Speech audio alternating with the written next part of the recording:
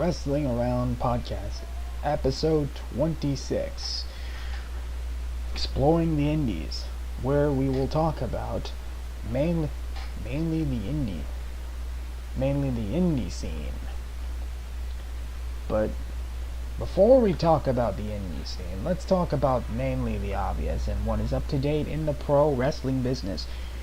First off is the latest on CM Punk's possible return to WWE. Well, people say, the usual CM Punk fan, or people might call him marks, CM Punk might be returning to WWE. Honestly, the situation with Tony Khan fearing for his life because of the backstage incident thing, backstage, when he lunged at him allegedly. It might be, I would say it would actually be true, because why would CM Punk actually be released from AEW or terminate their contract? So, in my honest opinion, CM Punk is a good wrestler, but he's really, really vocal in his voicing his opinions. That is basically a factor possibly in his termination. But Kevin Nash pointed it out, said that he needs some mental health or some help regarding the stuff that's happening and to recoup. This kind of reminds me of something that was brought up that I saw on Twitter /X, whatever you want to advance with the times, that Kevin Nash thinks that he wants help, wants the best in CM Punk. But Velveteen Dream, that is a name that people might have heard of, at least when you associate with him with NXT. But if you associate with him with the stuff that he has actually been doing, he had done unspeakable things. Let's just say kind of like sexual harassment with or like talking sexually with a minor, like a minor. So, that's the accusations against him. Just like Joey Ryan, that he's usually peculiar way of innovating the wrestling business, of having wrestlers like touch Ryan's crotch area and just kind of do like a faint suplex out of it, which is somewhat innovative in a way, as I'm giving respect to both of them, as being respect to him.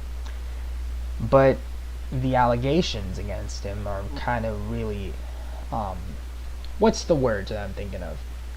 Incriminating. Joey Ryan, I don't think has been as a vocal as of late.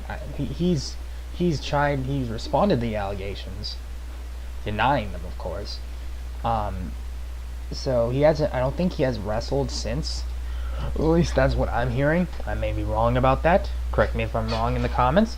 WWE, on the other hand, there's a lot of superstars that deserve better. There's a lot of people that want to book and think there's people that are like educated in the wrestling business.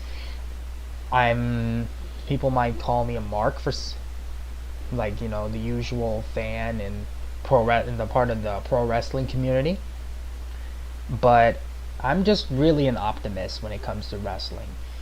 When I hear like a story of somebody getting released or somebody getting accusations, I sometimes talk it as gospel, but for serious though, hope everybody gets their help that they needed if they're going through a tough time, or if they're going through a tough time in their life, if they're possibly going through something personal and taking it out on your opponent. but there is no there. At least there's a name that's a valid excuse. But but in that excuse alone, you shouldn't be able to. You shouldn't do that. Period. You shouldn't shoot on your opponent or anything if you're in a bad place right now. Like, people say Jeff Hardy might be, putting himself in harm's way because he could harm other people. Harm other people without even knowing it, without any self-regard. Which he wrestled recently against Samoa Joe for the Grand Slam tournament to determine MJF's AEW championship opponent at Grand Slam next week on Dynamite, or this week actually. It starts a new week, so I don't know why they call it a weekend if Saturday ends the week and Sunday starts a new week. I don't get that. But back to the topic at hand. There's a lot of stuff that I could say off the cuff here that WWE is basically kind of like throwing the ball around and seeing if they can catch back. See if the WWE Universe can throw it back to them and give them credit. It's like basically a play catch. WWE throws out something to the WWE Universe, and if they catch it back, they like it. Like LA Knight. The fans actually adore LA Knight, and they showed their appreciation by throwing the ball back. And WWE tried to throw the ball towards about Roman Reigns being one of the longest reigning champions, which I don't have a problem with, but it's kind of feel like it's getting a little stale. It's kind of a continuity that I don't get, is because one of the pay-per-views, Jimmy Uso turns on Roman Reigns, and then the next pay-per-view, Jay turns on, actually no, that was on SmackDown, Jay Uso turns on Roman Reigns, and then that one of the next pay-per-views, Jimmy turns on Jay, super kicks him, holds him out of the ring, super kicks him in a championship match, and then the next night on SmackDown, he's like, so I don't want to lose you. I don't want the power to get to your head. I don't want him to be like this, be the tribal chief. I want to be like Roman Reigns. He's an egotistical maniac. But he's like, even though it sounded like face, but he did something really heelish though.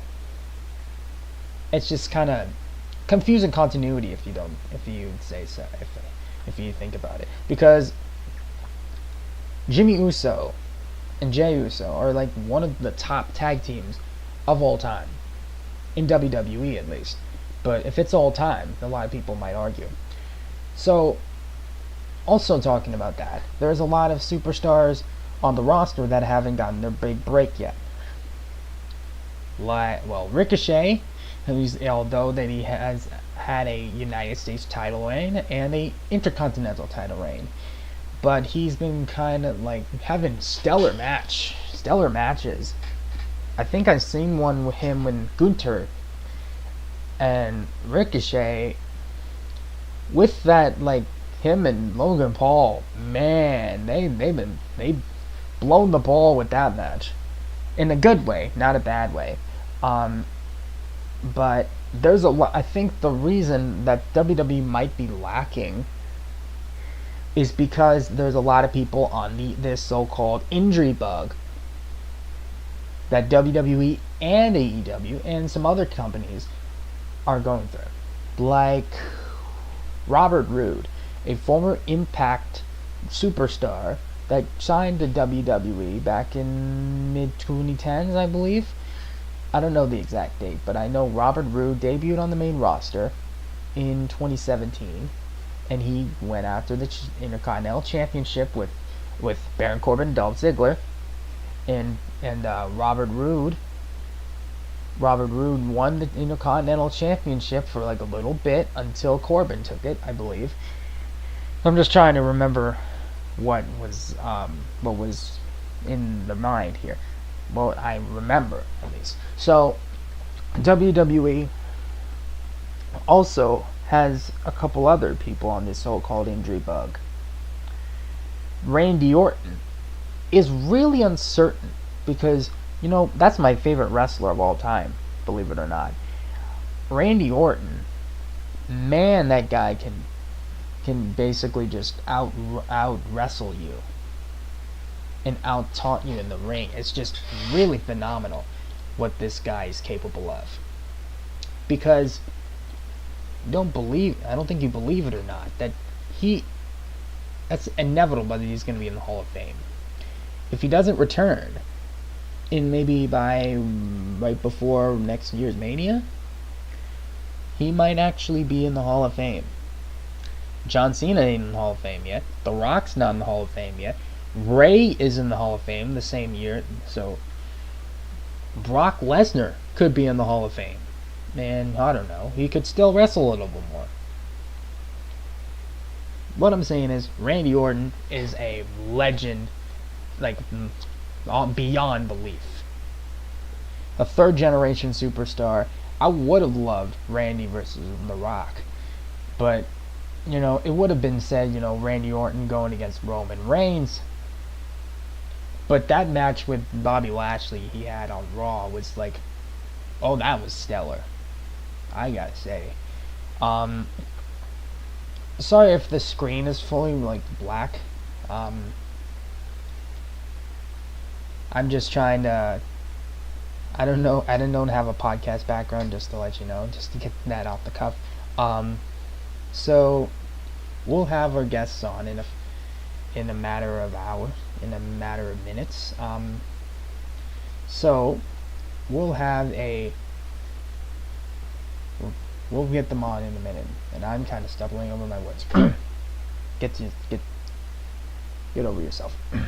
Okay, so AEW. Moving on to that type of company. Tony Khan.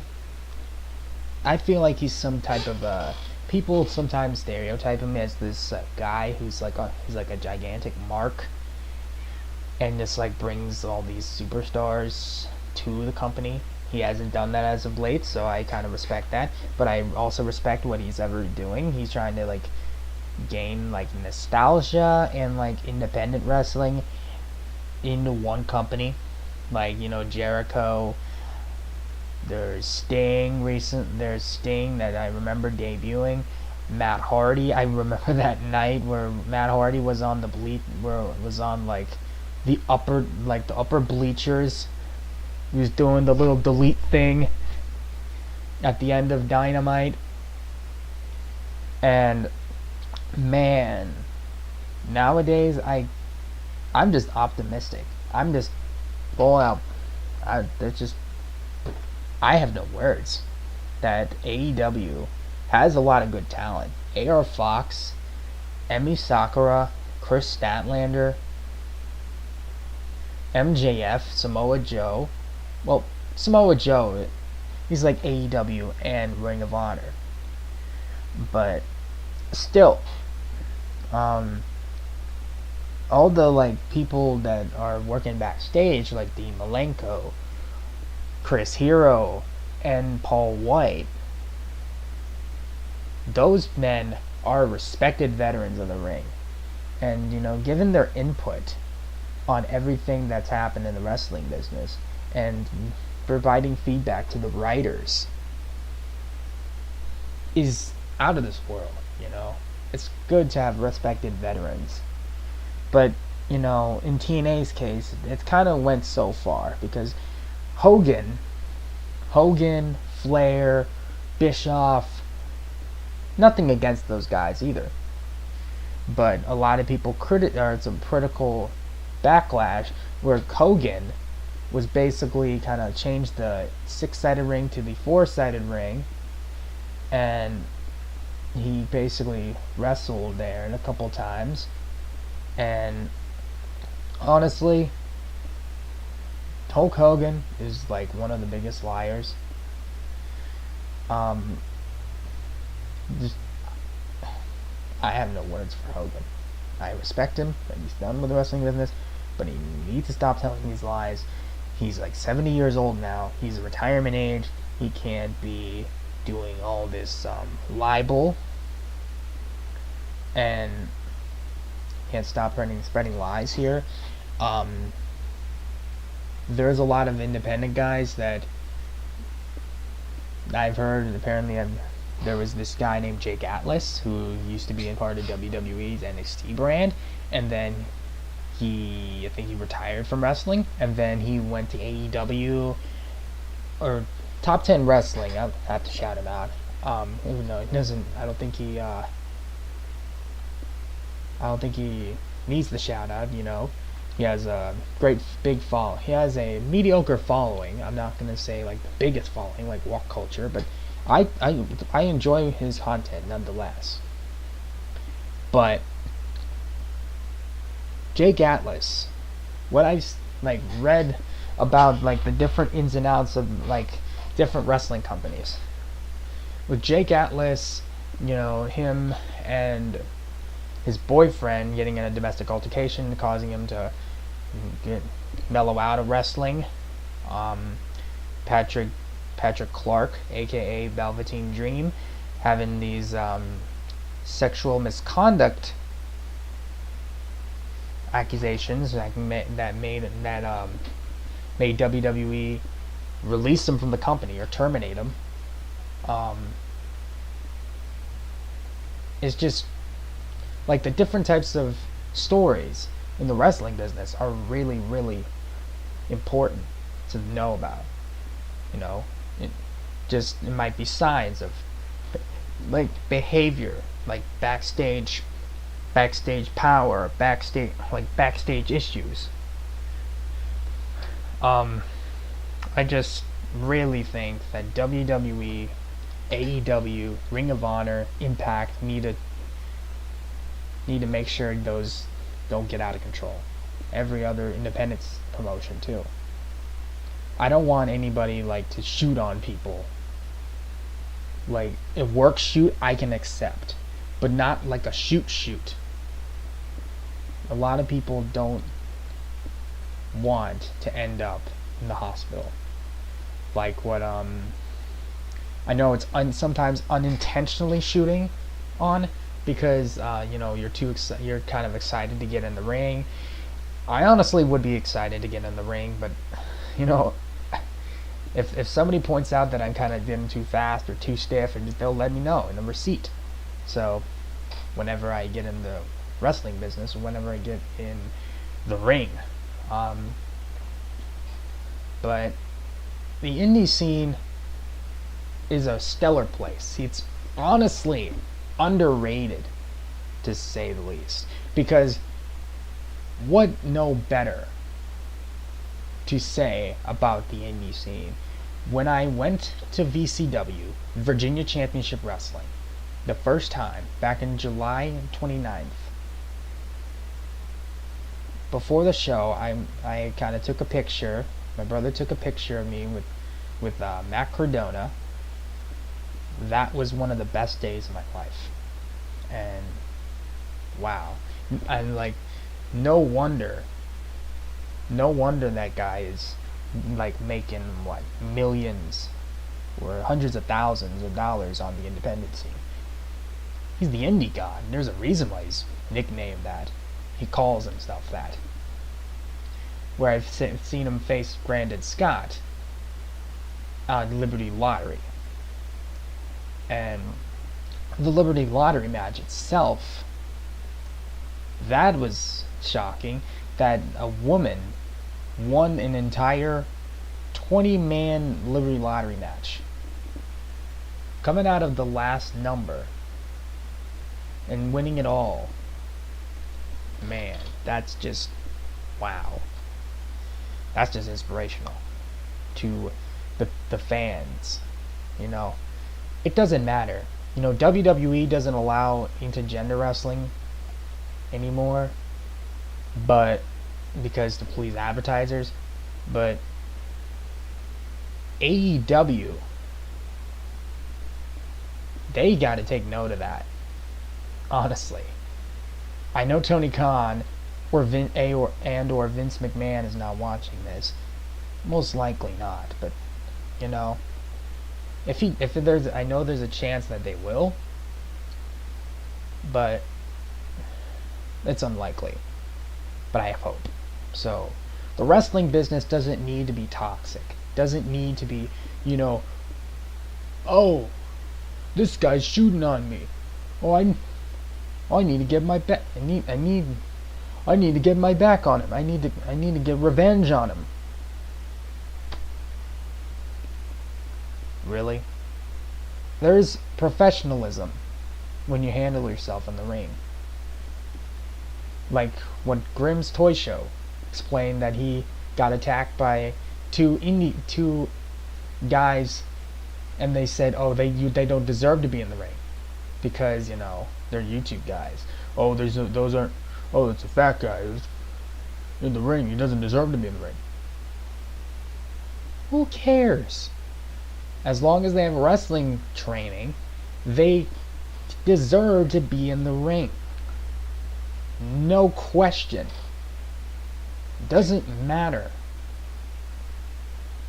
what ethnicity you are, what race you are, what sexuality you are.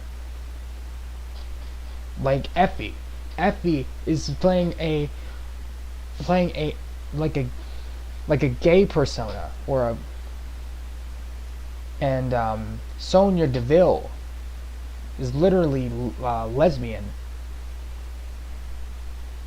And she's in WWE with Pride Month and of course Black History Month. The heritage months that we have every year. And I like how we respect, right? It's like a matter of respect and professionalism and common sense. There was when I had Charlie Haas on.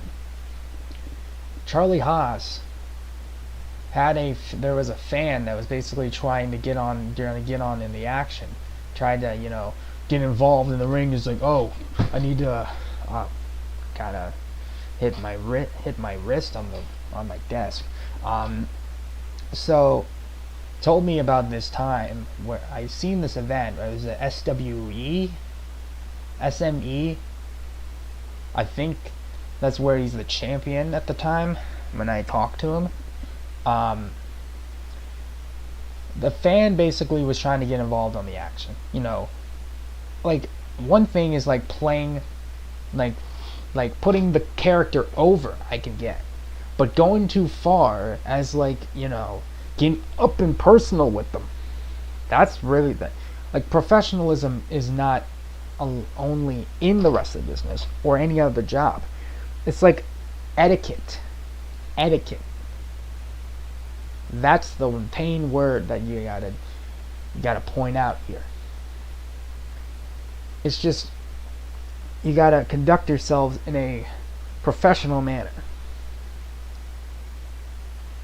Like WCW, I've talked to Dwayne Bruce, who was a trainer at the power plant back in the day, where WCW was still in its infancy. He was there when it was part of the NWA. I might be wrong, but every single company that, or at least every early one, that what the NWA was, TNA was part of the NWA, and they broke away from NWA. ECW broke away from NWA. WCW broke away from NWA. No disrespect to NWA. Billy Corgan is basically trying to do whatever he can to put on the best product. Is one of the longest lasting companies in wrestling history. I do respect Billy Corgan. I do respect Dixie Carter. I respect Tony Khan. I respect Vince McMahon, even though I hate him, even though I don't, I want him to just retire. But, business is business. If the Endeavor deal is gonna end, like this upcoming Tuesday, which is about 2 days actually, the I want to actually I want it to be complete, you know? So, yeah. Indie scene is just all over the place, you know? There's a lot of people that deserve better and can need to conduct themselves in a manner that is professional, you know? But anyway, there's a lot of stuff to talk about when it comes to the stuff on the indie scene, when it comes to stuff on the major promotions, when it comes to any other wrestling company. They need to take note of their talent. They need to take note of their talent and treat them with the proper respect, instead of treating them like, yesterday's trash. Anyway, I'm gonna have my guest in here in a second. I need to make sure my screen is on. I'm gonna change my screen. Alright, I'm gonna let him in. Well, let me introduce you to the indie star himself, Mr. Shada. He's joining, so it's taking a second. So, without further ado,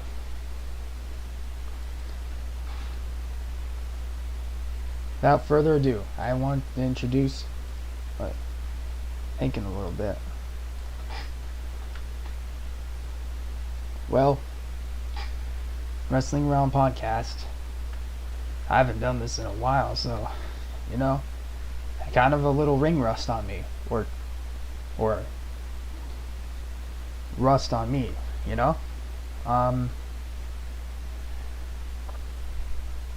So, yeah. How's everybody doing tonight? Hopefully good. I just want to spread the optimism and the power of positivity. If the new day taught anything, it's the power of positivity will get you through a day. Even though you get frustrated, you'll learn, you'll live and learn. So, wait. Hold on 1 second. Is this huh? Okay. Is it working? Can you hear me?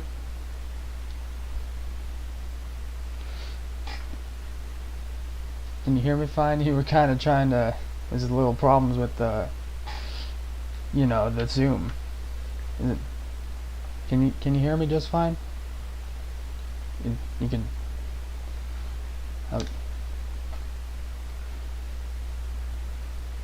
There's my manners. And ladies and gentlemen, we got Mr. Shada, Money Maker, Backbreaker, Irvin Legend. Thank you for coming on. It's a pleasure to meet a VCW superstar. Oh, it's connecting audio. Okay, I see.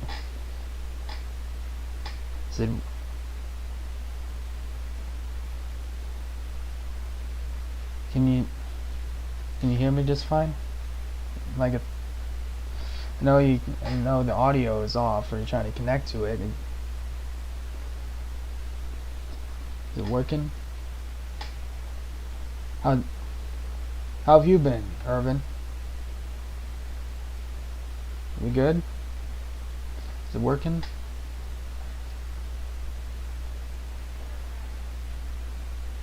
Is it? Hold on. Is it? Huh? What the? That's weird. Wait.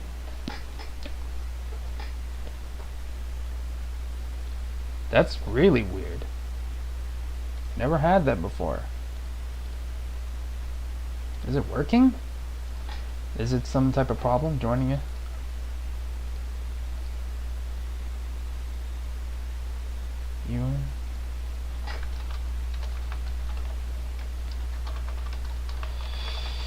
Hold on a second. Let me see. Is it working? Is it?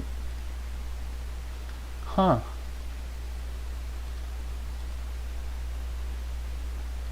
Didn't hear you receive. Oh, wait. That's weird. That's weird. Okay, hold on. Is it? Is my microphone off? Is my microphone off or something? Is it? Is it?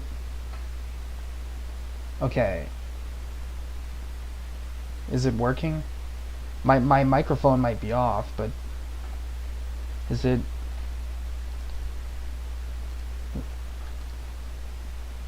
Oh, that's weird.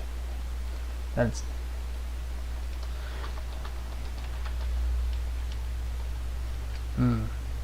Is it? Can you hear me now? Is it working? Hold on. Hold on.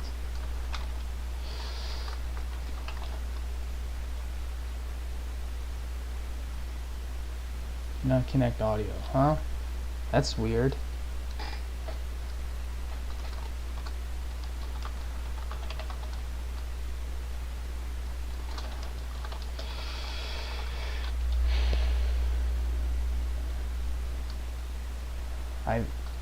Is it working? Nah. Oh, okay. That's just weird.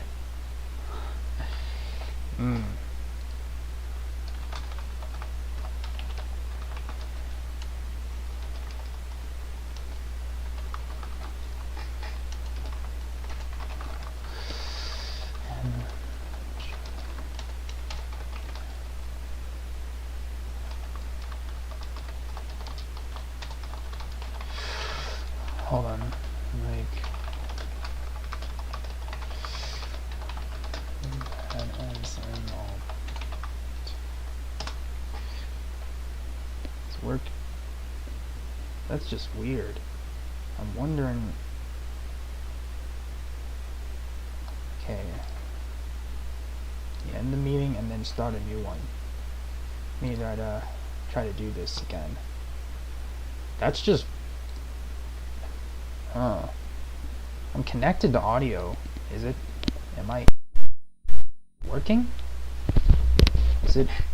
Huh. It's said. We're.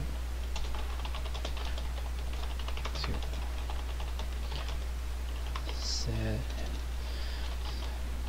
Weren't connected to audio.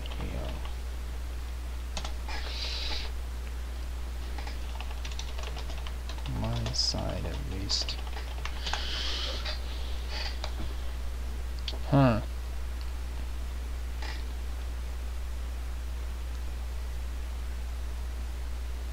Huh. Hold on, people. I'm apparently Zoom is kind of messing up here.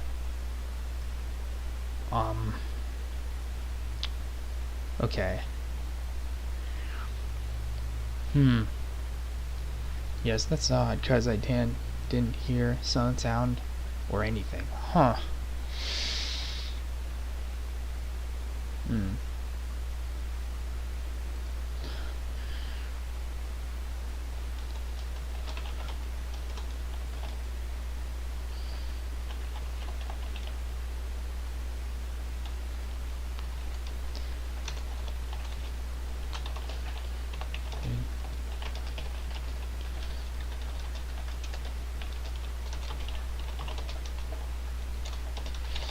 Because I started a new meeting.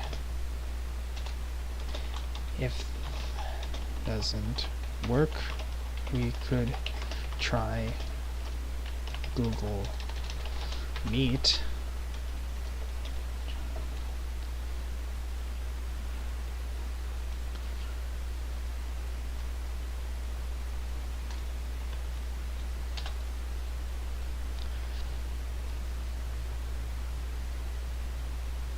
Started a new one. Is it working here?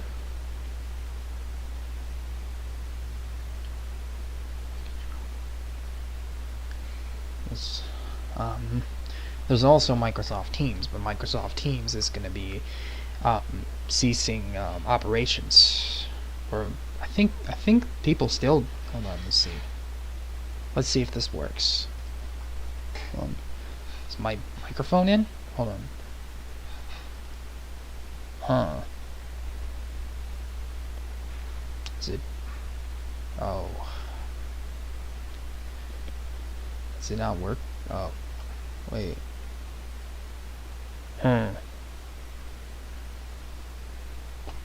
Really?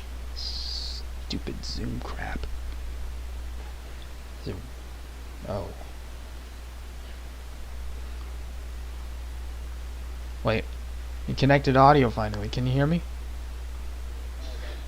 Okay. It took a little while. How have you been doing, Irvin? That's the wrestling business, ain't it? So uh, but at least the wrestling business gives you at least some spare time. You know, it doesn't get at least gives you a break at some point, right?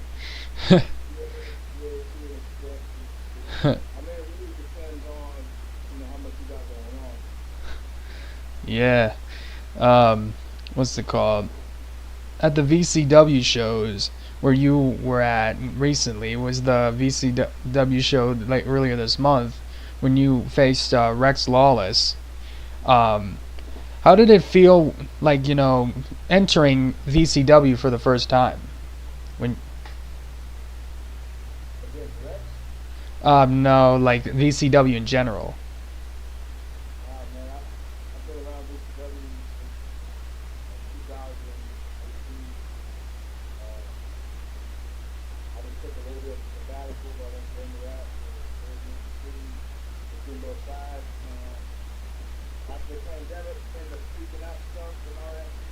Uh, uh, yeah, you're a stranger to VCW. Okay, I respect that. I've I've heard it was there was a television show that VCW did around that time when you joined. Also saw a match with you and Phil Brown. They said Phil Brown was like a mentor to you. Can you explain more of that in depth?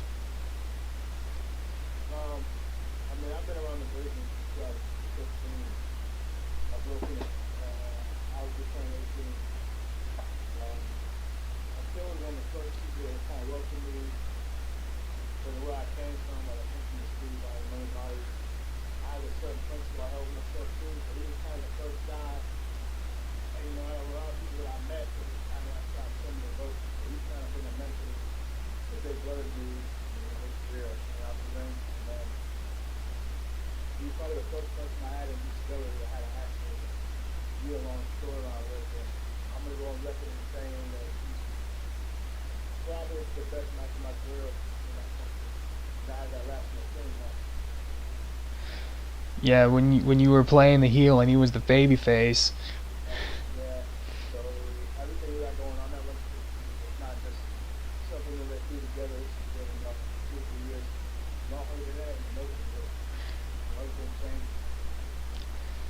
So, people get into the wrestling business because of people that they watch on television, like from WWE or ECW or NWA.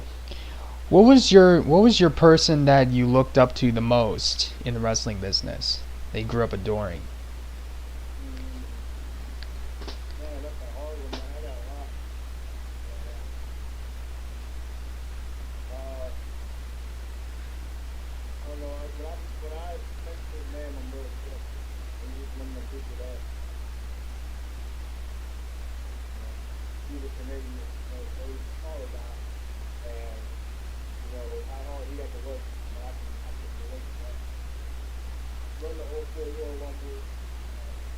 Yeah, I I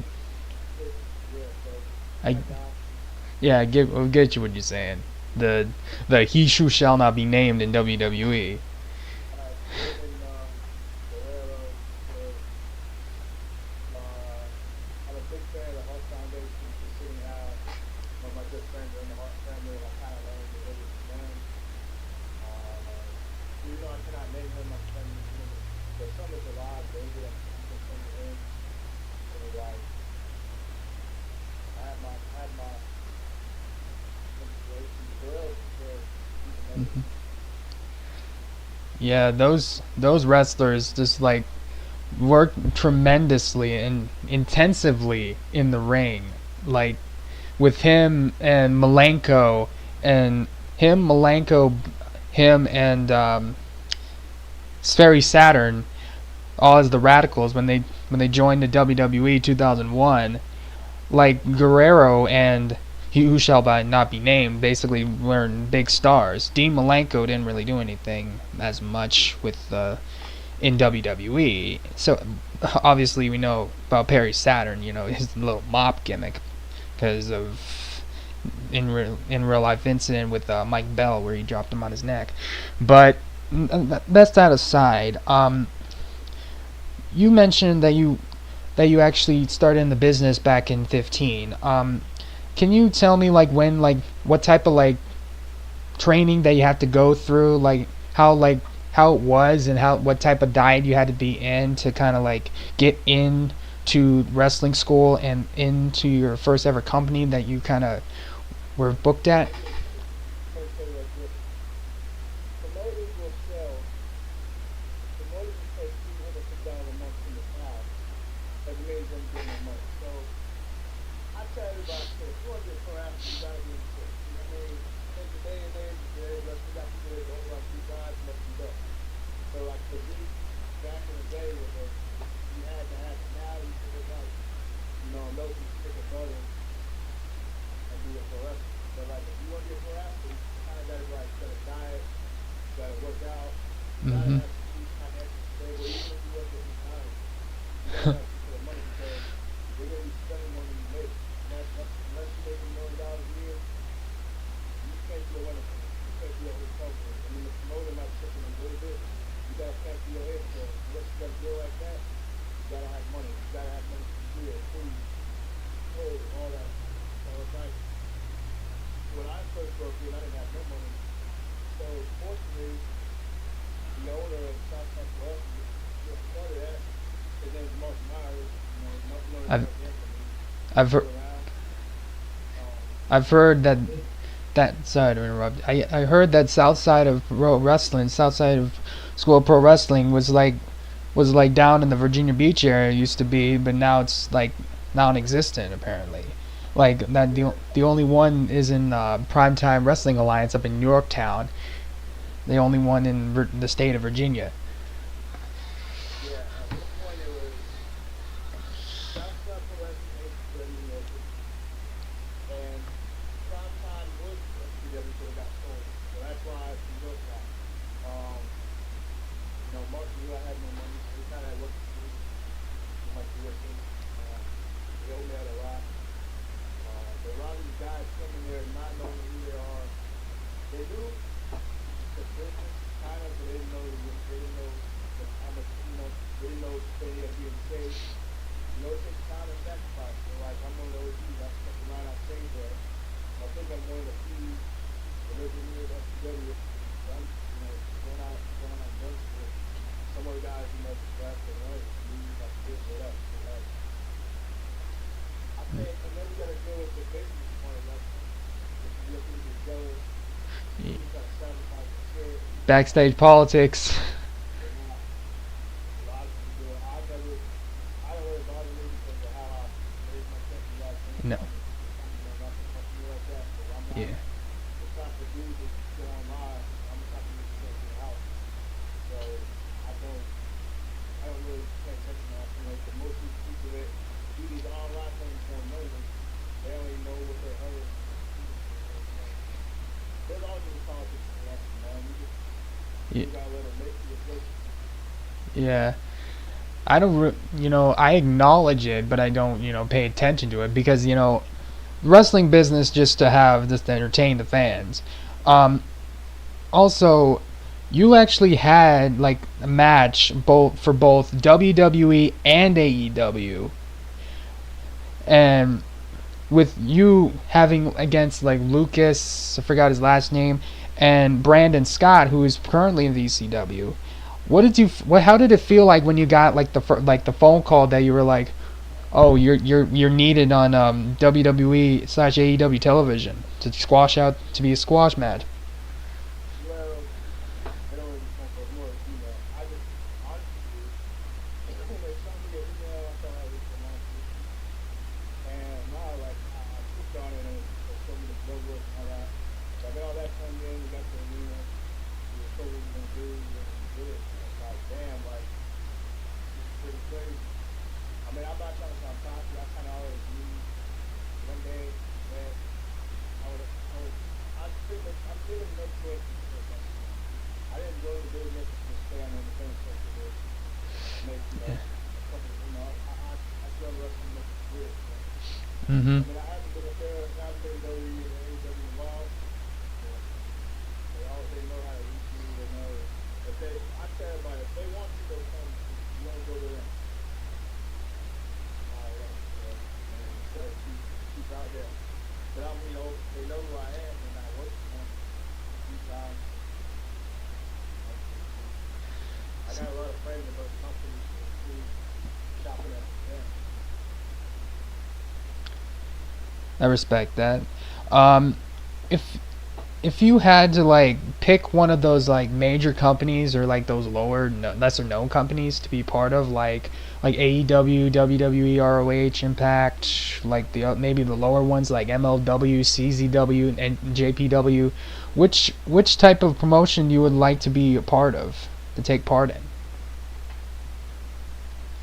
Honestly, I wouldn't mind going to Japan. AEW, I don't know if that'd be a good fit for me.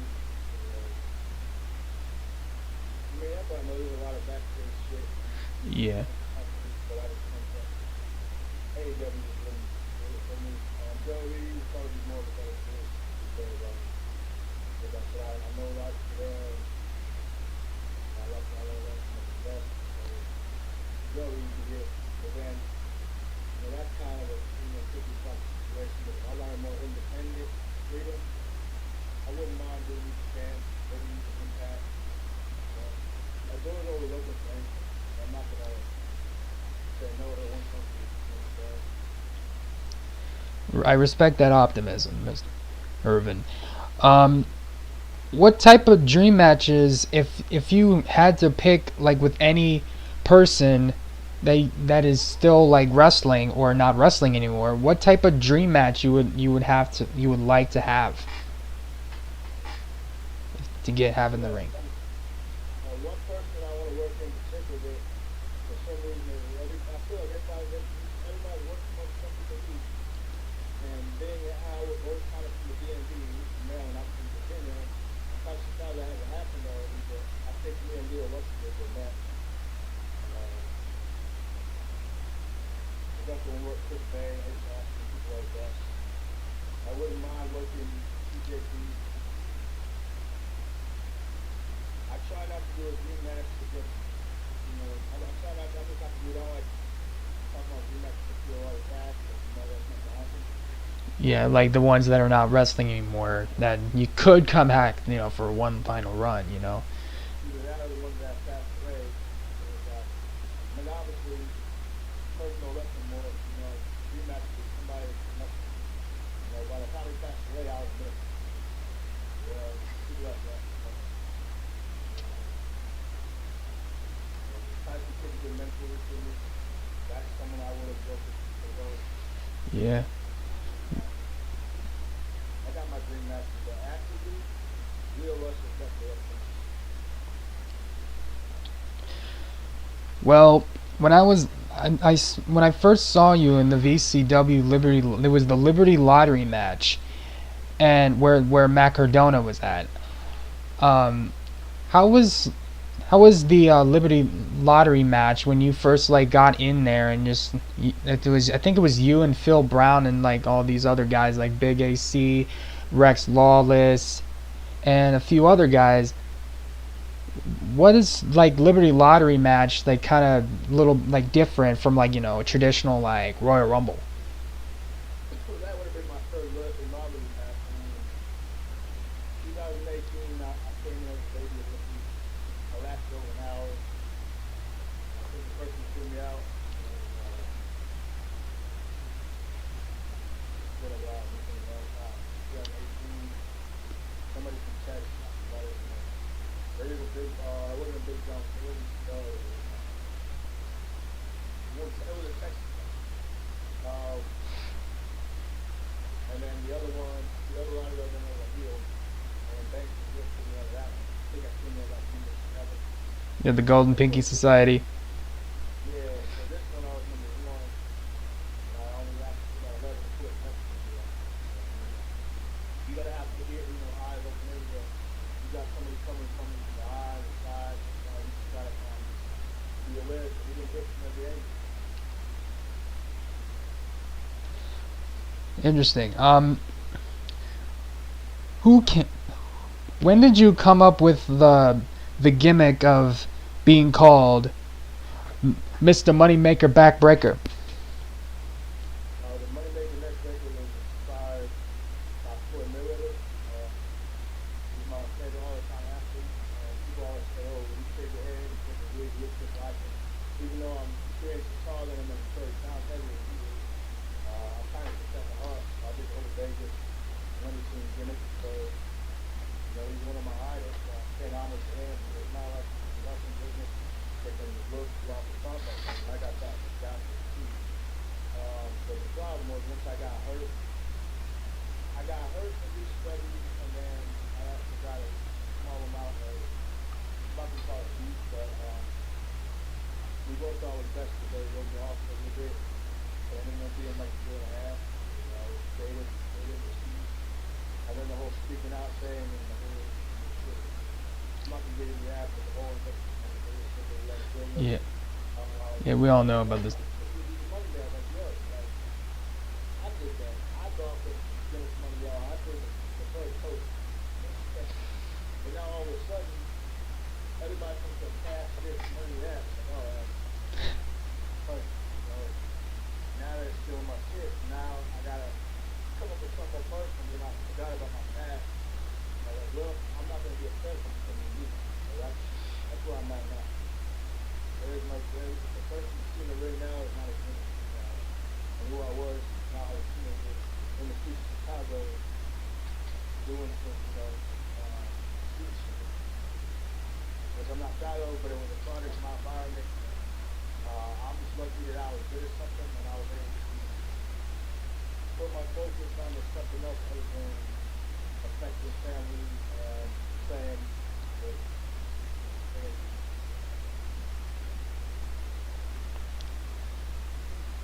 Pretty admirable.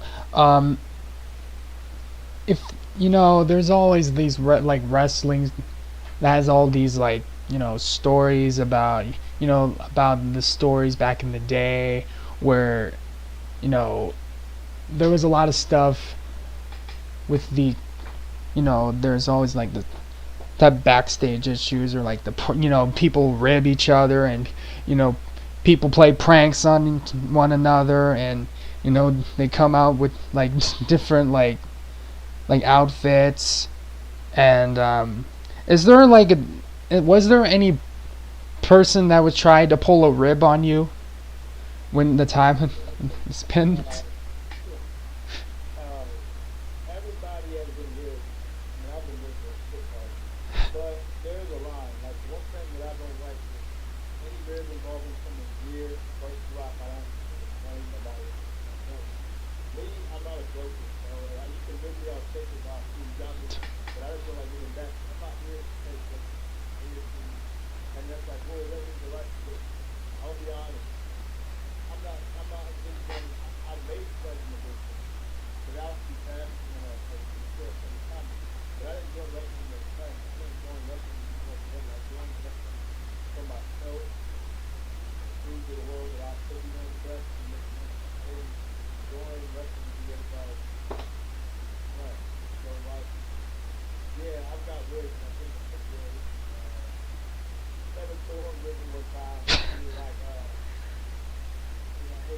first of all, I hate doing shit. But every time I see that, I take that. And then I feel like I take it. I'm not going to, they were like, hey man, I left my drinks in the parking lot. So first of all, you got me out. You sent to the wrong car and there was no drink. So I had to go to the ring. There was one video. It was shut down. Kevin had one of my dudes, and I ended up having that together when I was in the ring. It was pretty fucking good. I wasn't mad about it, and I was like, I'm gonna do that. I'm not about it. I was like, man, I was in the old school. That's what I didn't do that. And you, Now you got people that go on social media for everything. That's yeah, what you want to see because they see yeah, the busted. yes. Social media can be a can be like medicine, or it also can also be a weapon. You know what I mean? With all this like, People are just too obsessed with social media. Like social media don't care about social media is not real. So the fact that you on social media, we post for this, we do that. Yo, you supposed to get arrested because you supposed to be larger than my personality. You acting like a man. I can't understand. And that's why I can't take this shit. You complain about somebody not liking you. You complain about getting criticized.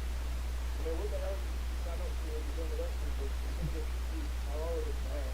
But 9 times out of 10, it's just supposed to be better. You think if somebody gave you criticism and they're doing things, they're doing it because obviously they saw something that they think you should fix. It ain't to make you feel like shit. The problem is, a lot of these motherfuckers are so damn soft, and quite frankly, I yeah, don't think they belong in this thing. They think they yeah, can't fucking up.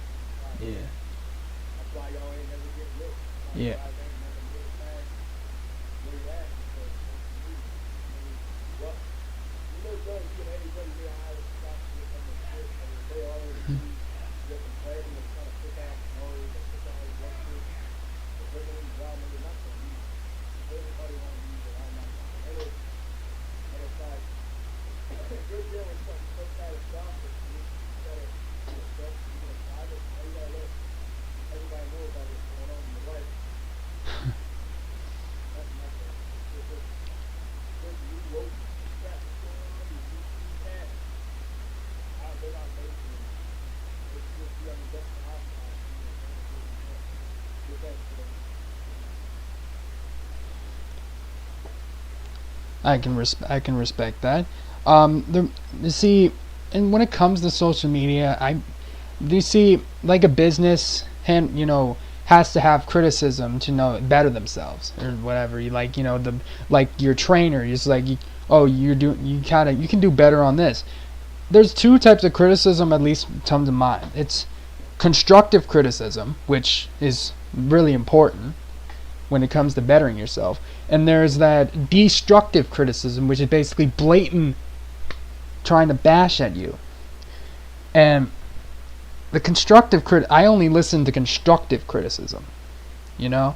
It's because that type of criticism, the other one, can be just ignored. It's like, Well, whether it's constructive criticism or something really going on the way to hurt you, you gotta handle it the same way. You just gotta take it from the chin and keep moving because more than likely the people that are trying to shut it down are trying to come to succeed. Given that power, you're doing exactly what they're trying to do. You know how we told me I never make it or I never do nothing for a jobber and I put them told them a lot of them kick my ass. And I got a 10 year on 10 years on. But I don't know these people. They don't know me. They don't know that I have business to do. They're just going by how I act. Actually, I do. I'm just not. I don't do politics. I don't do quit. I don't really rise to people and shows. I really don't know. But I think people that get broken up by constructive criticism or even if it's hard, I really want to do this business. Yeah, I think. I just think they should find another line of work. Or they're taking a lot away from some kind of risk for business. Because don't nobody want to be around people that don't complain or lie or man, you always got 8 rounds back in the day, and it was sometimes worse back in the day. Now, I mean, it's not good now, but it was worse. You got veterans who were waiting to beat your ass and winning, so it's like, nah. Yeah, they're like, oh, the only people that are really tough are in this business. You're always gonna get sick, you're always gonna get criticized, you're always gonna get paid, you're always gonna get. You keep it moving. Don't worry about it. I respect that. Um, the when you were training early on in your career, when you're like training in the ring, taking bumps and stuff, um, through all that training to get to VCW to where you are now, is there like bumps that you're either like comfortable taking or like you don't mind taking, but it's not recommended for me to kind of like take it, or you just like, oh, I can take any type of bump. You can just put me in the ring, like the type of spots that you take a bump or like a really immense, like a really extreme bump. I mean, all bumps suck. I can take any bump. There's not really a bump that I don't. There's not really a bump that I don't like taking any less than other ones, but I mean, of course, anything involving my neck is something I'm out. Power drivers, maybe destroyers. One thing I hate is when people get dropped on their head and they just tackle it. I'm like, yo, you just got dropped. What's on your head, guy? 200-pound man, and now you so hard. Yeah, power driver is the one move that I'm kind of sketchy, but I don't know. There ain't nothing wrong with any other place. That's why we're trained professionals. We're trained to take anything. You ain't gonna catch me doing no thumbtacks or wrestling, none of that. You got partners doing maintenance work, that does shit. As far as bumps in the ring, ain't no bump on it. For being a VCW superstar, you go into a locker room and you do your bit and do whatever you want and have to do to entertain the fans and earn earn the money and make a living. How is the locker room environment there at VCW? Code of code, everybody knows their job and they're good at that. Um, when I came back, I didn't know what to expect. It was like a brand new locker room was weird, but everybody's keeping me in check. Never something to beat up, nothing like that. Everybody in that locker room is so professional, good people. I enjoy working with them. It's nice to be in a room where people know how to do their job and know how to do it well, and everybody works together to make sure that the show is a successful. That's good. And that's all it's been since since I came back. That's why I know it's good. Now we know what we're going to do, and everybody does it. So it's good. Interesting. So during the times when you're waiting to go out for your match, when you're like scheduled on a show or scheduled to be in a match, I know people in their time like watch other wrestling shows while like before they wrestle sometimes. What is like the type? What is the type of companies that you would watch that like pass the time? And what's like your favorite like favorite people to watch in the ring for that said promotion? You mean like so you're asking me on the night of the show what do I watch? Like like either like you're either on the road to the show or like in the locker room trying to wait for your match to come up to go out. What type In the of locker room, I don't, in the locker room, I don't watch matches like that. In the locker room, I'm watching other people's matches on the show. I don't pull my phone out and watch, YouTube matches. And I'm not talking to music here, so if you look for I'm backstage watching the matches on the card, which is not show and everything. On the road, I like to listen to podcasts. Anything inside, 30 minutes of the business. Mostly when I'm at my house, that's probably the match show. But when I'm on the road, I kind of just either have a silent car or I listen to podcasts. But you can listen to podcasts and watch the match. Yeah, that's another line of work for people that or want to stay in the wrestling business that are not, either like wrestling in the ring concurrently or like retired from the ring. They're basically another line of work, technically. You know, that's what like Jim Cornette and Vince Russo, and a lot of other wrestlers like Corey Graves. Since he's not wrestling, but he's doing up to date with and doing like after the bell. Um, that is another line of work that's which I do respect. And they make their own living, you know. Um, so obviously, being a wrestler and you go to travel to different like states or different counties around the state. Does sometimes like traveling kind of hinder you, or doesn't, or you kind of like shrug it off? I mean, it all depends, man. Traveling with my family. You know, for a long trip, long night. I mean, it gets exhausting too. Especially when you got that long drive. And you know you gotta make that, 8, 10, 11, 12 hour drive.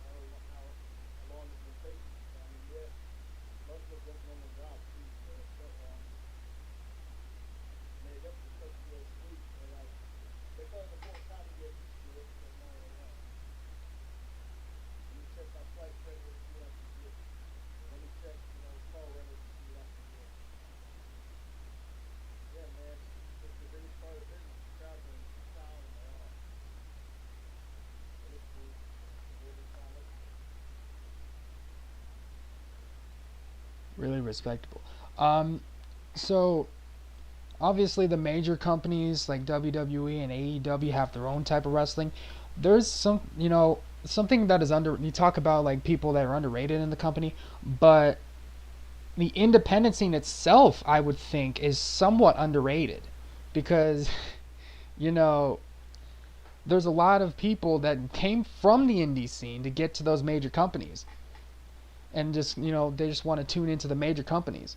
What are the pros and cons of the indie scene to you, in your own opinion? Pros and cons of the indie scene. Obviously, the cons is the money. Unless you're a main name and you come back to the indies and you have like, mad booking players and shit. You don't. I mean, if you have not been and signed a contract or been on TV, until you really have to do some money on the independent circuit. You're gonna have to know on the independent circuit they doubt your ability and try to lowball you. And then you got workers that like to do some shit in the ring, like, I've seen people use a rolling pin, in a sexy way. And 9 times out of 10, the independent scene is against quality. But like, say like Master Money, he certainly makes a good money on the indies because he's a name. But if you're not a name, it's going to be tough for you to make money like that. So obviously, the pros of being signed is you're on TV, you make some good money. Maybe you can go to college or travel and go to some events. You don't have a lot of freedom unless you're a top name, but it's an independent scene, you got more freedom with the independent scene. If you're a general booker, it's like you got to pick. Yeah, there's also like pro, like you can come up with your own name on the indie scene, and compared to like the major wrestling like WWE, for example, where they change your name most likely before signing with them. You know what I mean? That's some type of freedom that you have on the independent scene. But still have to be, even though it's connected talent, even though I have my name on this trademark, they still say, oh, I want to use the middle name or first name, first name. They know it's just because it's kind of like an accident name, I was also good. But I know how to do that. That got boxing and thinking that women's basketball, got an independent scene, so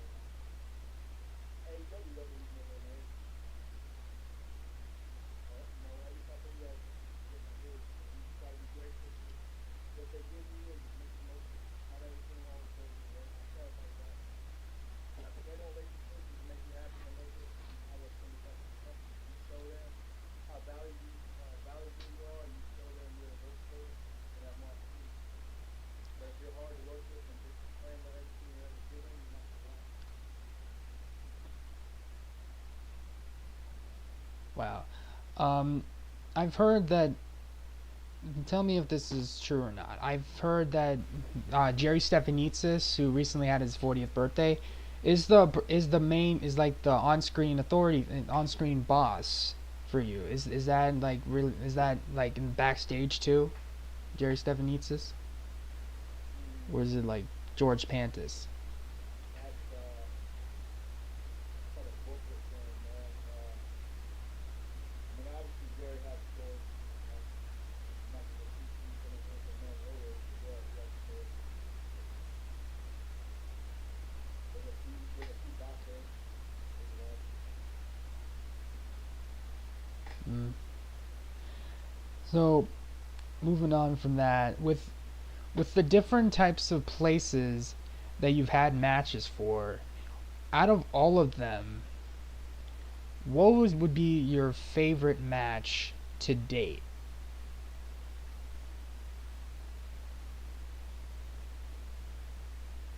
Mm. or one of? I mean, my favorite one of all time was the Ric Flair, my last Flair match. But if you're asking me more recent, even though it was 30 seconds, the match I had against Hit Row and Punk. Hit Row. Yeah, That he was the one that I faced powerhouse Hobbs and stuff, and we just chased after him. But, AEW, especially the AEW is a little different from WWE. So, I mean, like I said, Punk is a big outfit, man. yeah. And When we both, when y'all from AEW, WWE, we both had, match posters we got some contests for. We had signed each of their match, for them. Watched each individual wrestler. You got similarities, you got differences.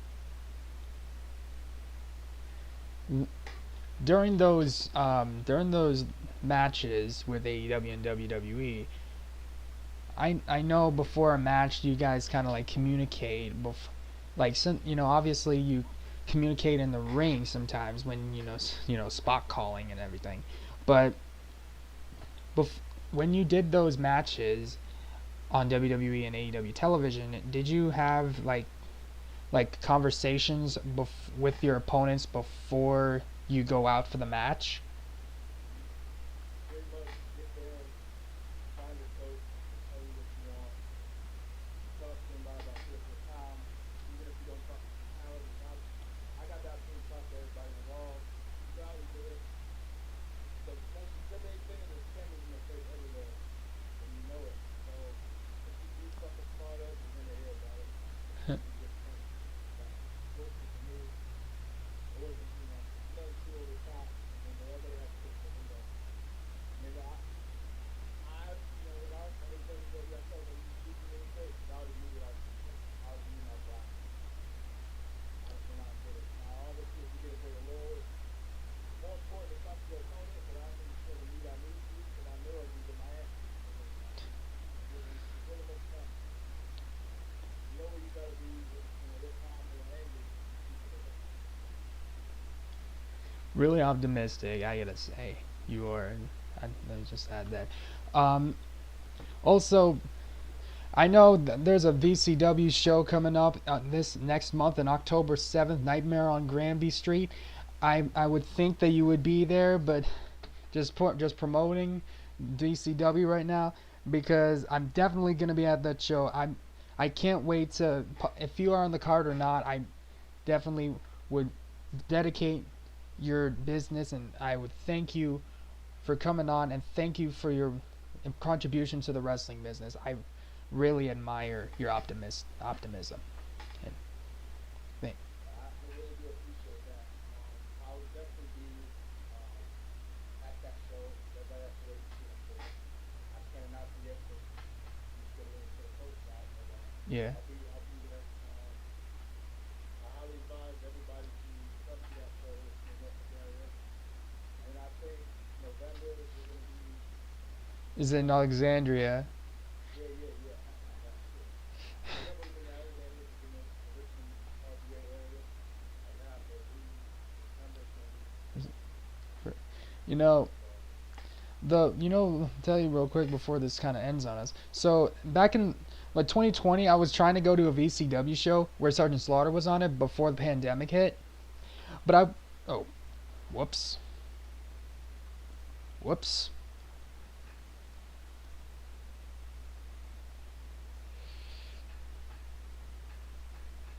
Whoops. I didn't finish what I was going to say.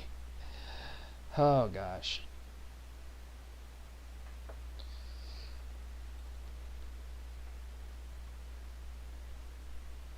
Um,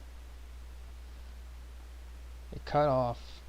Just cut off when I was about to. Darn.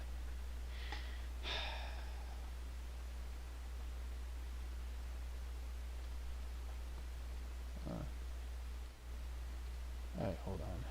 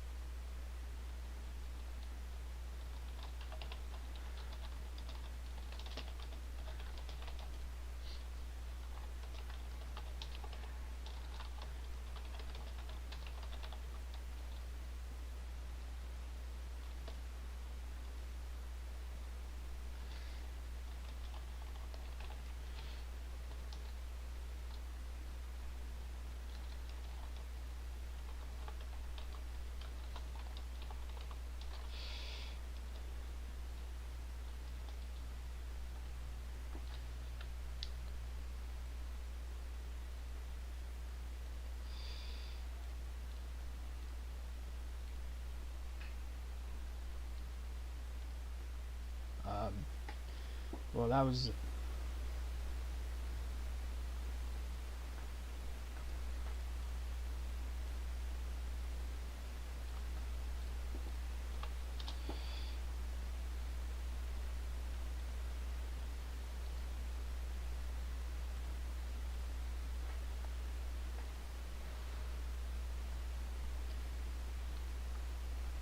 Um,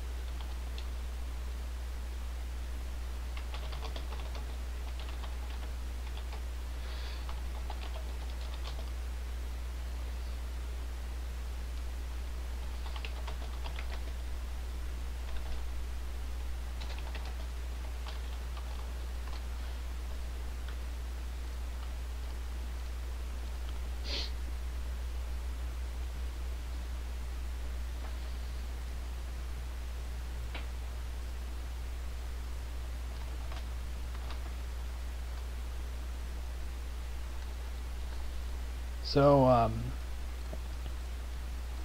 that was Irvin Legend. Sorry for the long pause. So that was Urban Legend, a VCW superstar. Apparently, I think he said that he's not confirmed. Well, that he's gonna say it out of that he was gonna be there, but VCW didn't post anything yet. I'm just sending a message to him.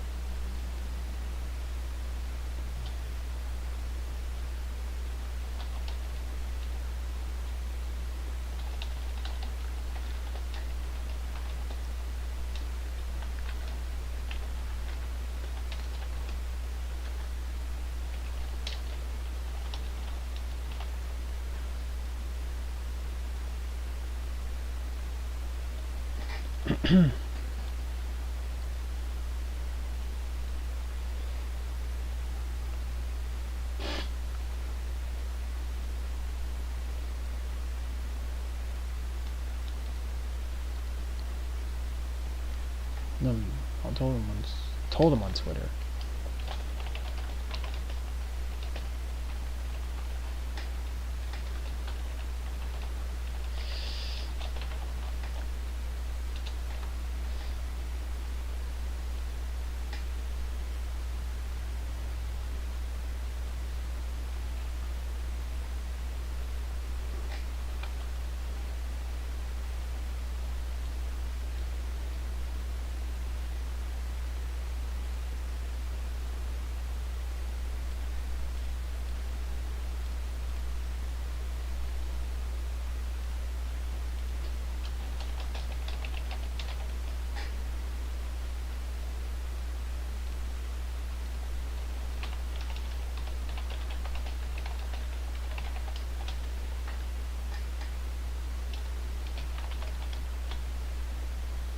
So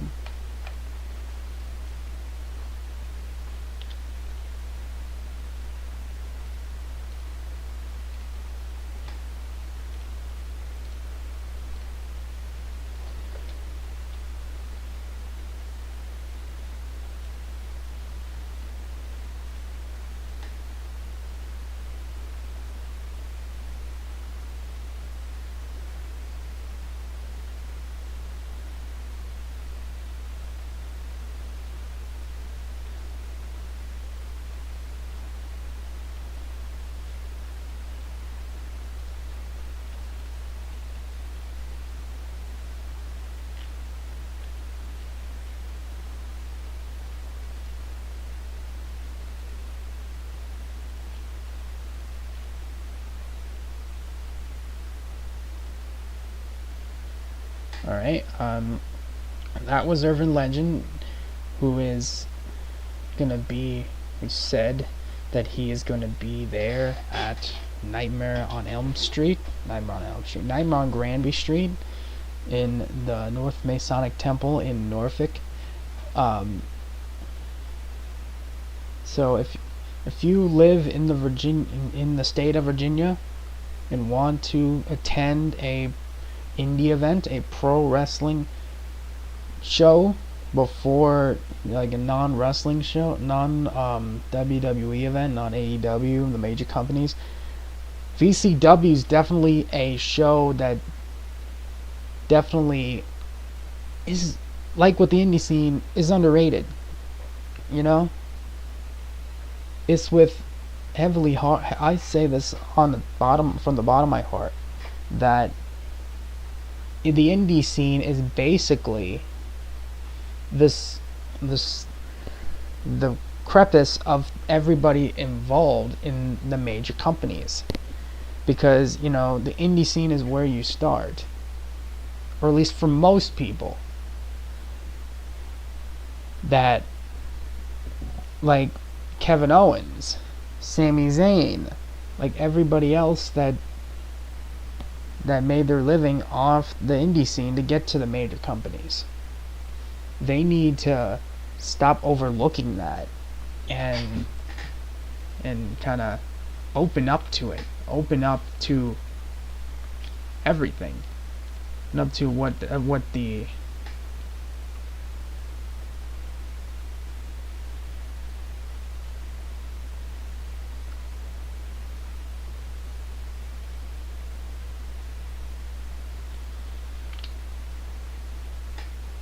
all right. Anyway, so let's talk about stuff that happened recently. It is said, I was told, that AOP is signed back to the company. Authors of Pain basically went from Paul Ellering to being their manager, when he stayed as being his manager for a little bit on the main roster, and then Drake Maverick took over as a manager, and had that Survivor Series match where apparently Drake Maverick peed himself on command like that. That's dedication, Drake Maverick. I gotta admire that. So WWE is not all bad, is what I'm trying to say. It's not all, corporate, like Vince McMahon buffoonery, but like Triple H is definitely a man that knows his stuff, and there's nobody denying that fact. There's definitely a man that admires pro wrestling. It's not just me, it's not just Vince McMahon, it's not just Tony Khan, not the wrestlers involved, everyone. Like, if they wanted, even if the ones that are just in it for the money have put a lot of effort into their character, into their work, into their profession. Like with the photographers, the writers, the public relations people, the public relations representatives, the PR representatives for the company, and even like the board of directors that have not just WWE's board of directors. There's definitely a what's the word that I'm looking for? Infrastructure. That's the word. Infrastructure in the wrestling business. Corporate is not all bad, but WWE always thrives on making stuff memorable. I may be wrong about that, but that's my personal opinion. I have, just like Irvin Legend, I definitely have that optimism.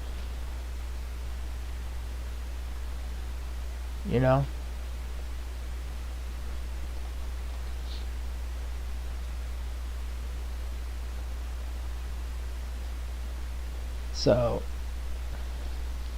there's a superstar with the people that I've met at the BCW so far, with Matt Cardona being one of the first. He's larger than life. He's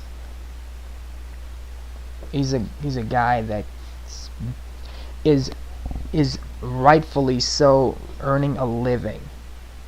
That guy has like 7 titles around his waist. And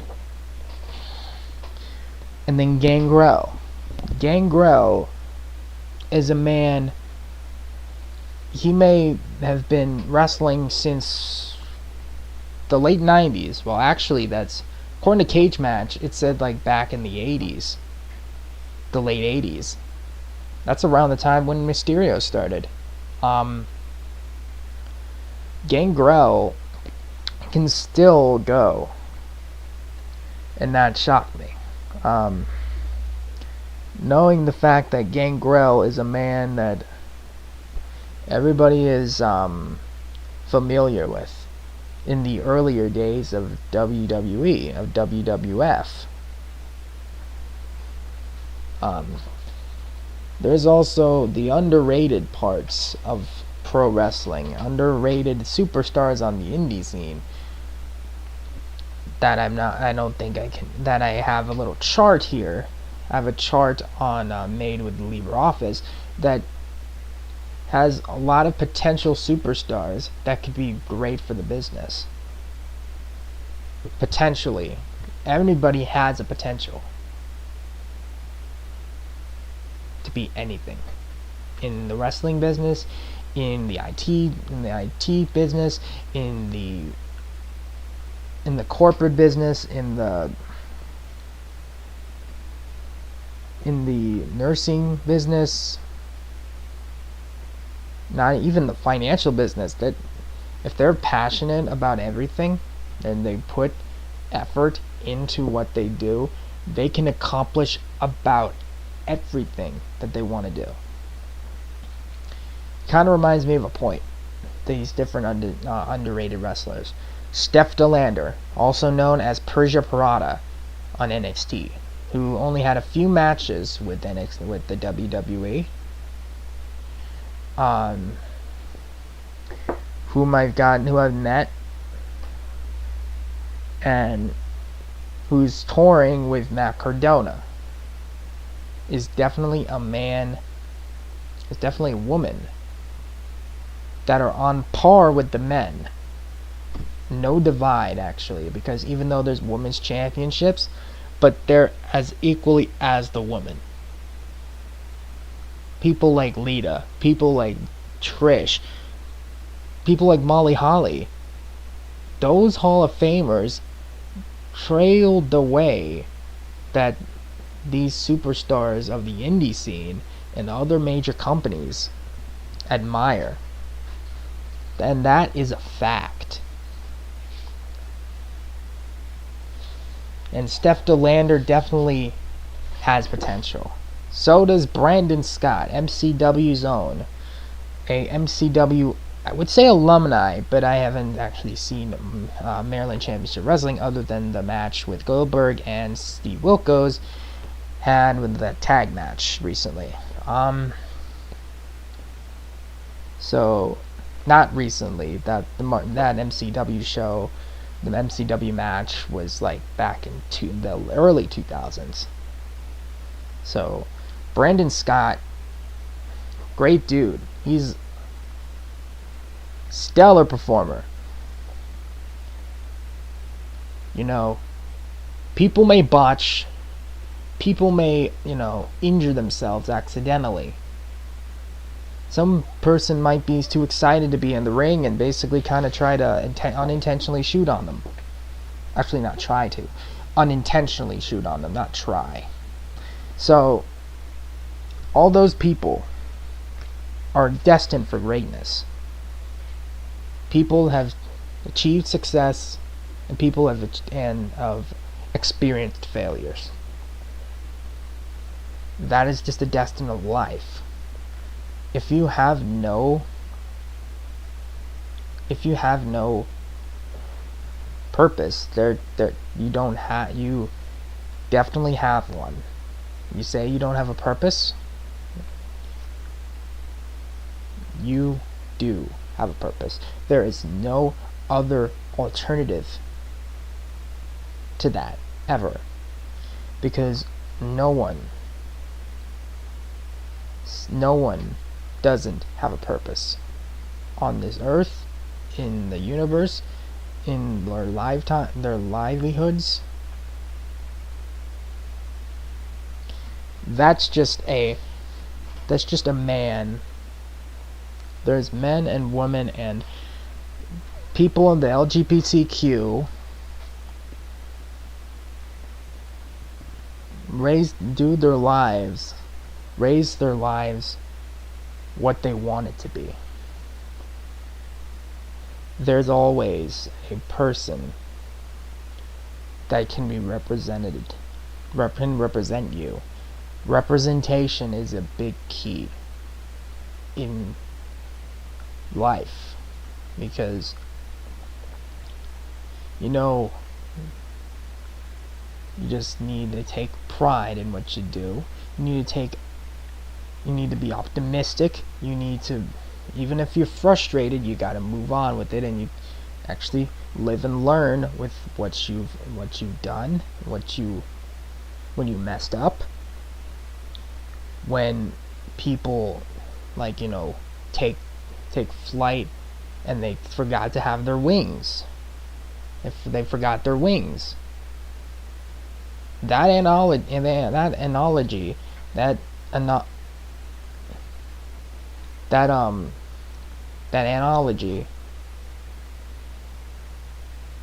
saying that I said with the front train, with the plane forgetting its wings, it's what ingredient you're missing to make it fly. What career you want to ensue to what career you want to ensue to, that you have something planned out. Like, I want to be a pro wrestler. I want to be part of the pro wrestling business, no matter if it's a commentator, if it's a referee, if it's a in-ring performer, if it's a production guy. I want to help out. If it's just only being a fan and interviewing wrestlers like Irvin Legend and Charlie Haas, James Ellsworth, even Just Incredible, even though I have that disdain, I just move and live with it. You're gonna mess up at some point in your life. There's no way that you can't mess up.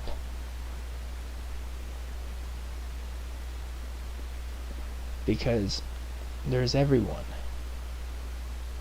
Everyone has a purpose in life, and that purpose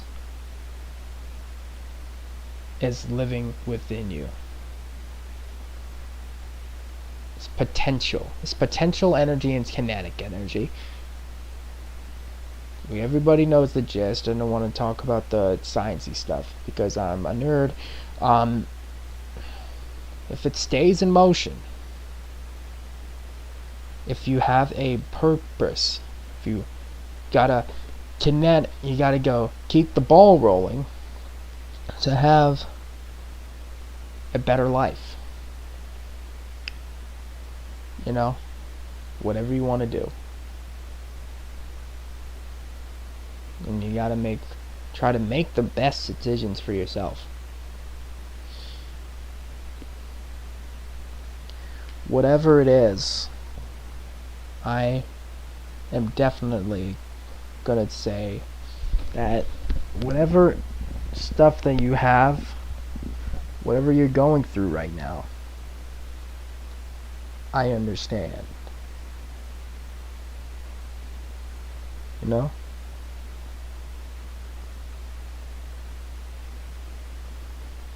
So, moving on with the motivational speech,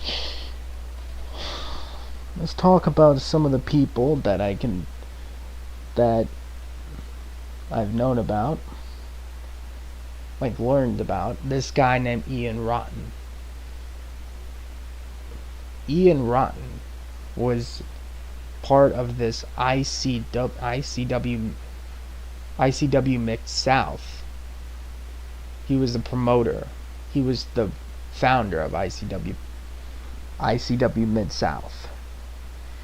and he was a wrestler back in ECW, which I respect what he's trying to do, but there was allegations against him that he was trying to steal money from people, that or there was people that Mickey Knuckles, for example, that she came forward and on a guy's podcast, not a podcast, but like a radio show, that got into the nitty gritty and said he had an affair with, allegedly. There's nothing known for certain. It's just I'm gonna, unless it's like, if it's true, then it's whatever. They deal with their business. They have a discussion and they act like professionals. No matter what you do, you gotta act professional.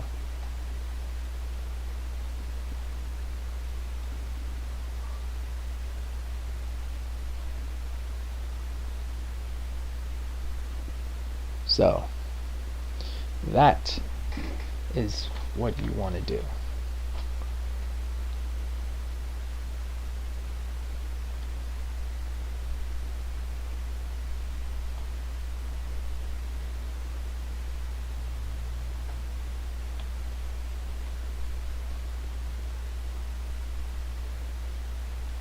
Anyway, there's a lot of people that want to accomplish their goals, and there's superstars that have done just that, like John Cena, Stone Cold, The Rock, Triple H, Shawn Michaels, Batista, The Undertaker. Men that can be learned from, that can have a lot of clout, a lot of people that should be in the wrestling business to contribute.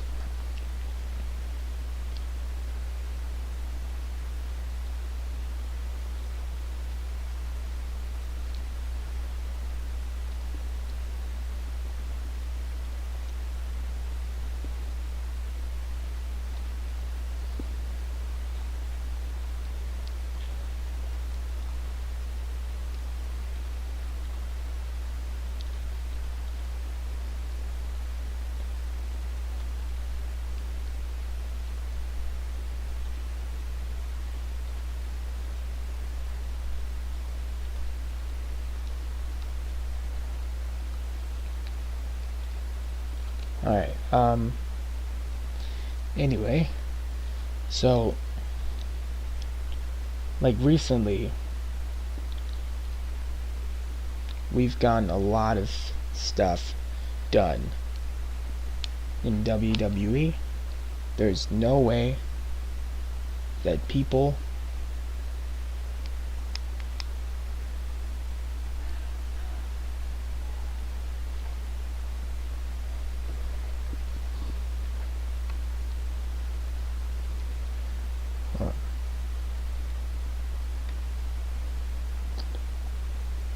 there's superstars that are waiting to be made.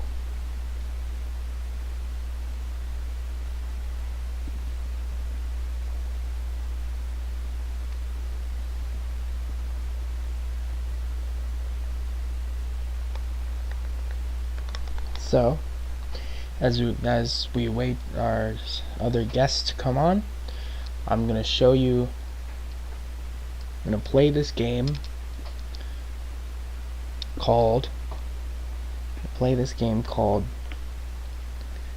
Promotion Wars.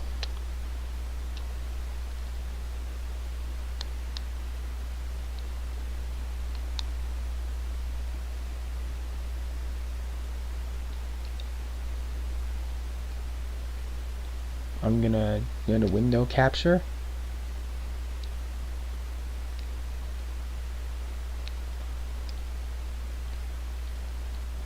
I'm going to show you on this screen here.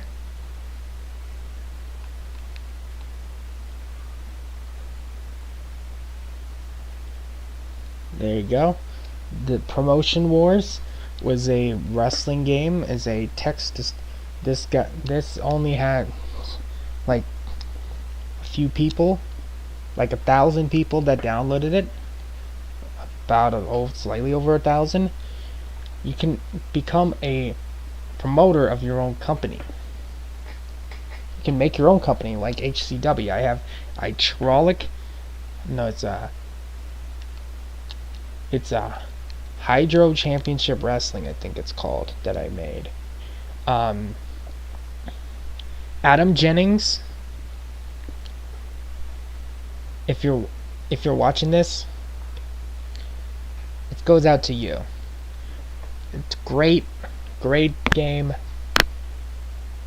It adds to the imagination that, just like Journey of Wrestling, it is a game that you can have fun with. Like sandbox your way into different stuff. Like these superstars that I have never heard before, that I'm starting to hear the names of, like Ace Romero, who MJF recently name dropped in a promotion, name dropped in an interview on First We Feast. Recently, Alex Abrahantes, who's the manager to Penta El Cielo Miedo. Alex Reynolds, part of the Dark Order. There's a lot of people. I'm not gonna put championships on the line until, apparently, it used to just you just book people, but you can't actually do it now. So I guess I need to have my momentum at some type of point here.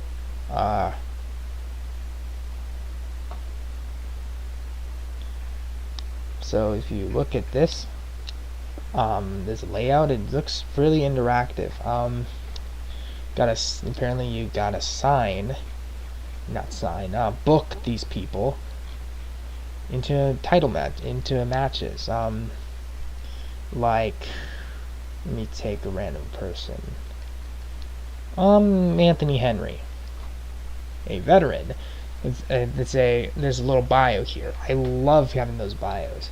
It tells about the person. A veteran of the independent scene, Henry is best known in recent years for his work with WWN affiliated promotions. I think it's World Wrestling Network.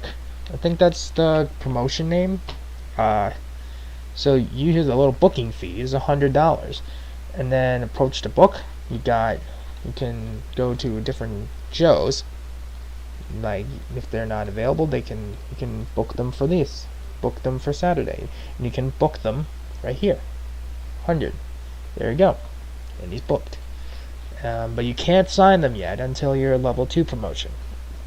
I kind of had the mistake of putting like championships on people that only are booked on the show, so that's my bad. Austin Aries. Nope, he's not on the. No, he's not booked there. Saturday. Okay, apparently Austin Aries is able to work there. Bateman, an indie veteran, Tyler Bateman finally came to the national attention with an Ring of Honor run beginning in 2019. Booking fee $75. That's not bad, but it's in draw power. I think Tuesday. Nope. Thursday. Yep. They agreed. Welcome, Bateman. Let's do Big Swole, who had a controversy had some type of controversy in AEW, but that's well and done right there. So she can. Okay, never mind. Let's do Billy Corgan. Let's see. Bob Orton Jr.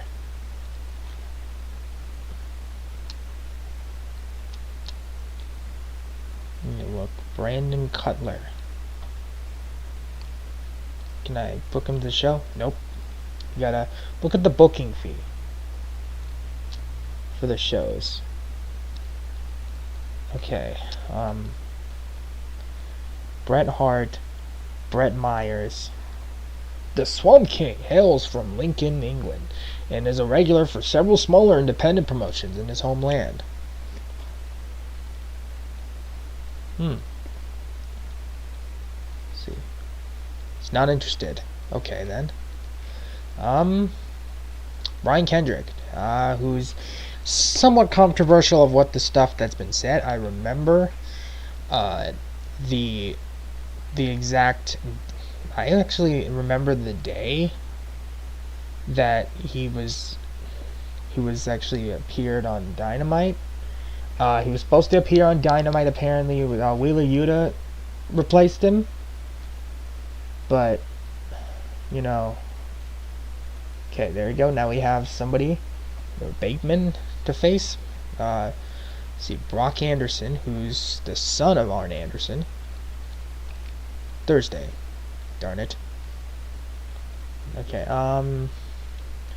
Bronson, a graduate of the Creative Pro Academy. Bronson has now branched out across the U.S. and has appearances for AEW under his belt. He is with AEW. What are you talking about? I guess Brooke Hogan. Let's see. Bruce Hart. Brute Van Zyke. Who's this guy? A fairly agile big man. Van Slyke works in various promotions centered around New York. Huh. That's a booking fee. And then, like, you had to.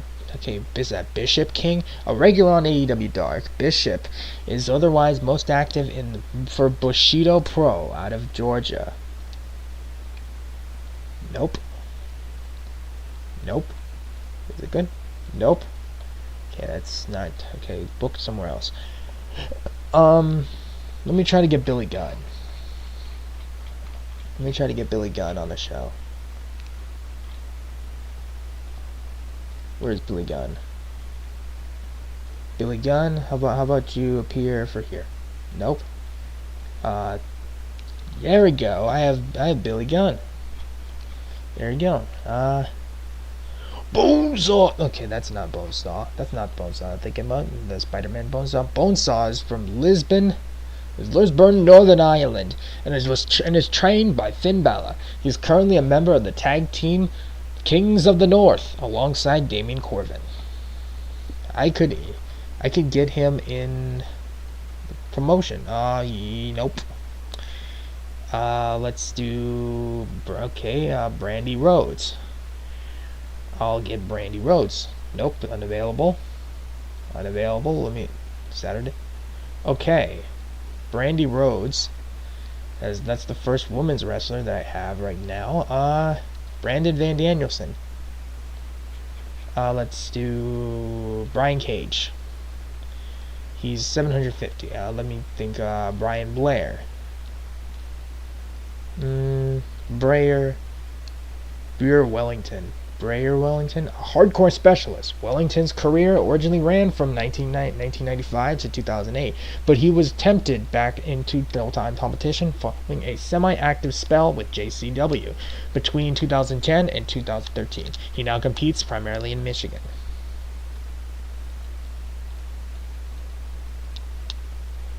There we go. I got Brayer. There we go. Let's do. Can I get Brian? Oh, okay. That's a big booking fee. No, I'm not gonna get. I'm gonna get Danielson, unless I profit. Carlito. Independent bookings. On the date. Not able to work that date. This day? Nope. This day? Nope. Guess Carlito is booked. Celeste Bonin. The former Caitlyn was let go by WWE in 2014 after a spell away to deal with some personal issues and launch a clothing line. Bonin returned to competition in 2008 and to the regular schedule at the end of the following year. Let's see. We need women wrestlers. There we go. I got Silly Bonin. Chainsaw King. King has worked across a wide range of U.S. independent promotions since his debut in 2007. In his early career, he occasionally worked under a mask as Deucalion. Okay, that's a weird name. That's an unusual name, actually. I'll get this guy. Nope. This date? Nope. Guess he's booked. Chavo Guerrero. Okay, he's good. Let's do this. No. No independent. This one? No. Need to get do who's this? Let's get a more known guy. Chris Bay. It's at 300. Can I get no? Damn it. Excuse my language. 13. Has to work for independent. Good. Chris Jericho has a booking fee of 14,000. So he shot me down. So 3,000. No, I'm not gonna get 3,000. What's this? Signed to WWE's Performance Center. Do CJ Perry. CJ Perry. Come on. Get a woman wrestler. Come on.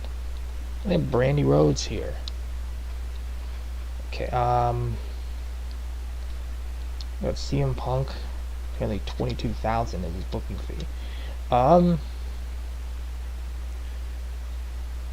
Corey Graves. No. Corporal Robinson. Kofi Christ. 21. Let's do Curtis Hughes.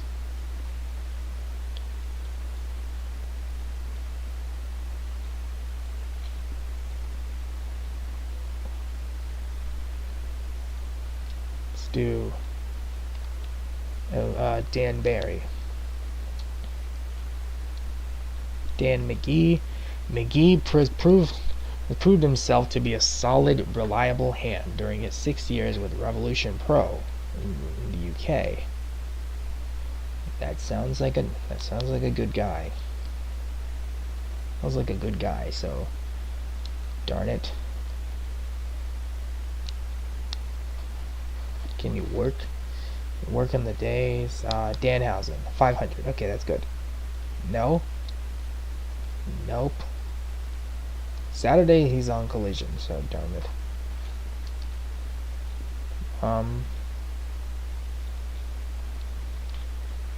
Danny Duggan.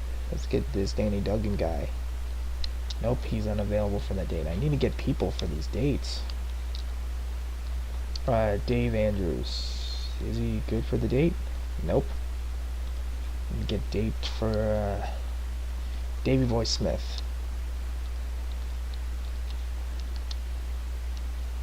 Davey Richards. David Arquette. Can I get David Arquette? No, I cannot.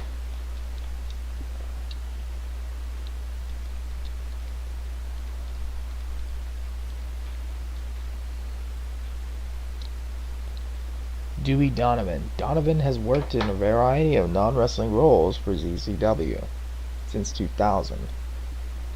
Diamante. Okay, Diamante is on this show, so that's good.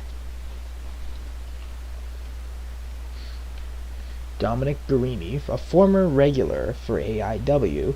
Guarini now competes primarily for AEW, MLWs whilst continuing to make independent appearances.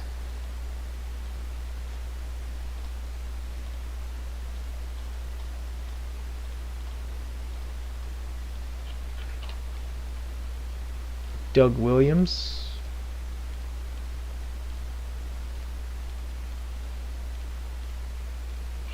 Let's see.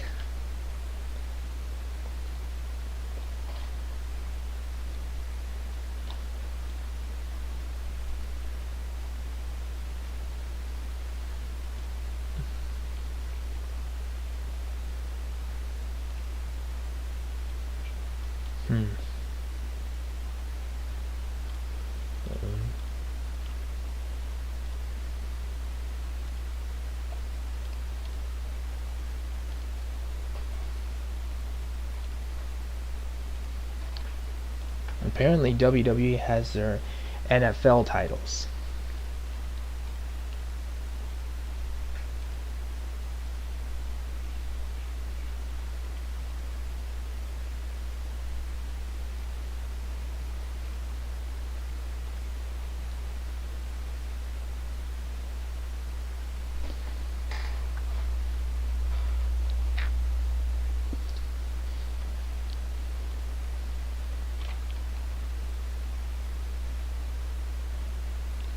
Ethan Page. Can I get Tuesday? Darn it. Thursday. Apparently I can actually get Eve Torres. Let's get some people. Flamita.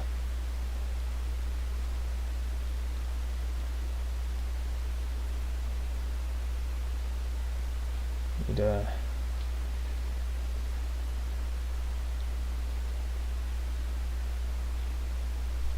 Frank Kazarian. 720. Can I get... No.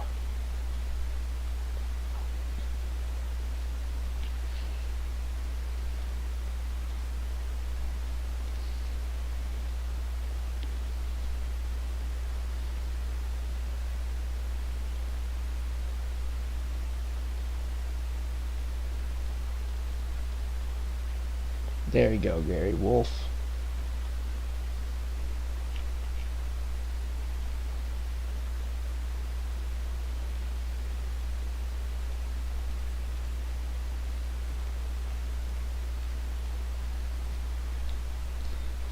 George South, and then let's see if I can book George South Jr.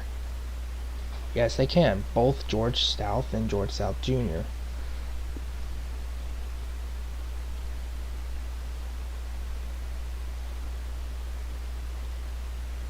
Gio Medina, graduate of Booker T's Reality of Wrestling. Medina continues to compete for that promotion, but is most recognized is for his work in MLW. I can't do the Tuesday date. Glenn. Darn.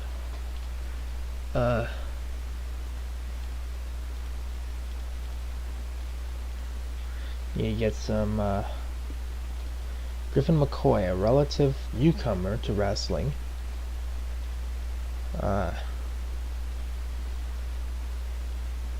Thank you, Griffin McCoy.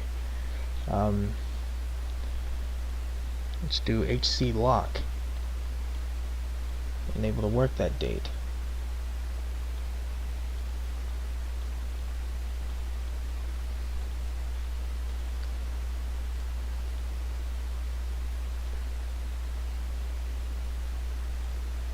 Holly Barlow.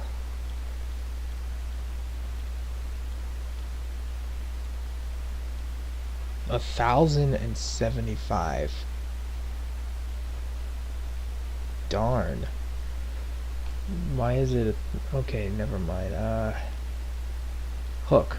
Can I get Hook on this show? Nope. Can I get Hook on this show? Nope.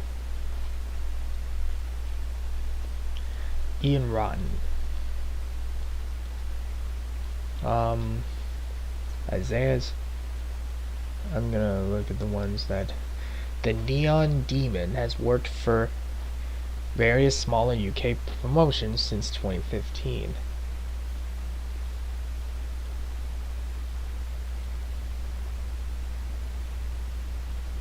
Okay.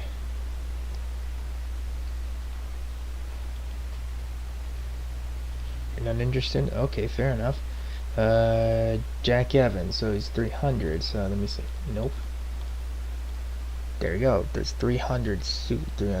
$2,200. Okay, Jay Cargill. Let me see how much he's booked. She's not taking booking fees. Okay, Jake Christ. Nope. Jake Christ, I need to take Need to get some female superstars on here. Jenny Rose, also known as Jamelia Kraft. Rose worked for the Diana promotion for a number of years.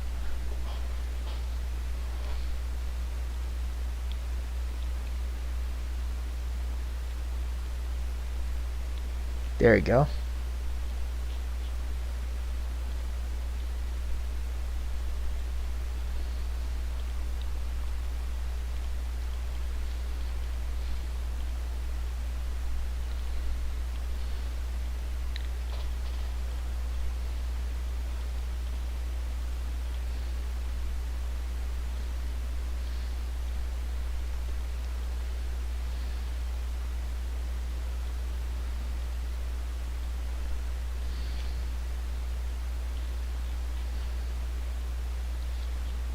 Jodie Fleisch, one of the breakout stars of the Brit Wres revival in the early 2000s. Fleisch has slowed down with age, but continues to compete for independent promotions all over the world. I need to...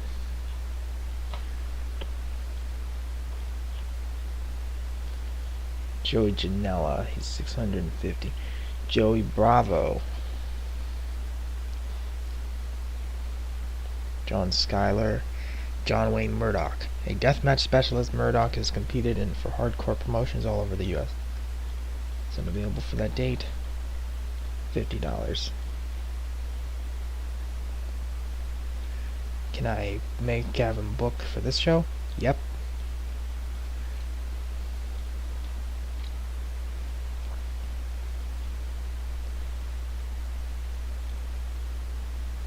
Jonathan Vega, the most loyal and tenured soldier in La Familia. Jonathan Vega is a mainstay on the Reality of Wrestling roster. He has amassed an incredible amount of experience training under the Reality of Wrestling banner and is a respected competitor. That's a lot of credibility, actually. So, $50?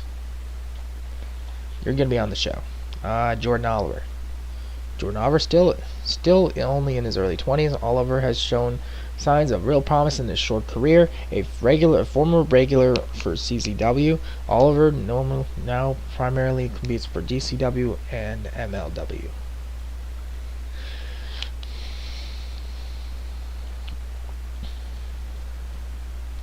There you go.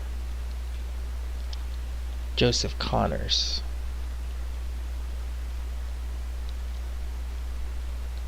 We get some women wrestlers.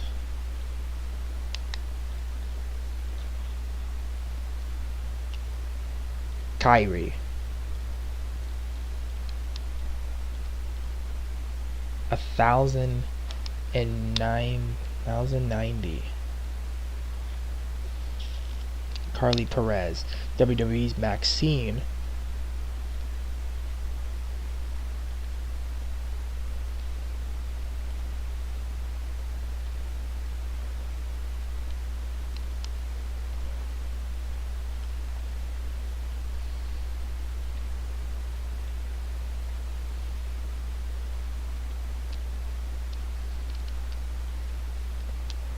Casey Owens. Casey Owens is a female wrestler from Belfast, Northern Ireland. She mostly works for the OTT in Ireland, ICW in Scotland, and Pro Wrestling Eve in England. She often teams with her twin sister Leah.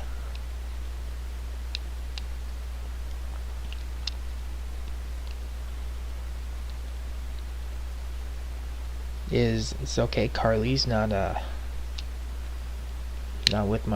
wanting to do with my promotion. Anything to do with my promotion. Ken Dixon. Need to look. Kellyanne came through at PCW in her native Australia and now competes on both sides of the Pacific. She occasionally appears for Eve for England.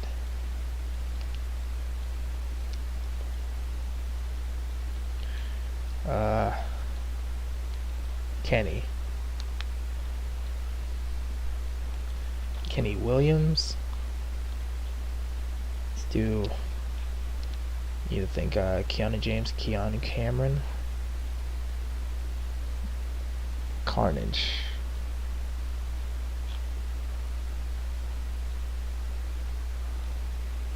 Keon Lacey, Killer Kelly.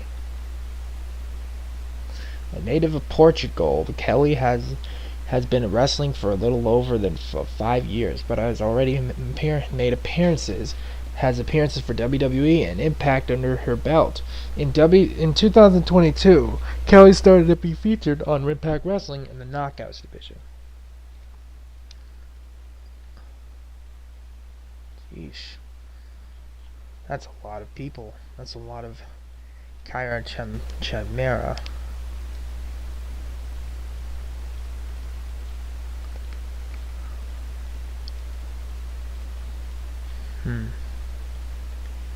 They got, I guess, Takeshita?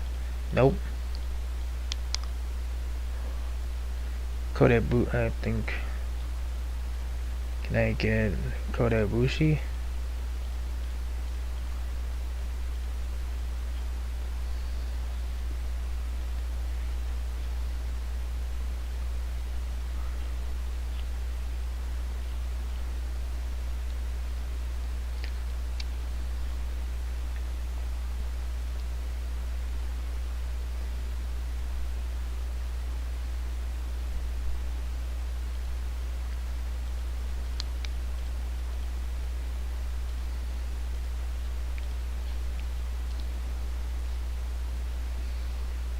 See here.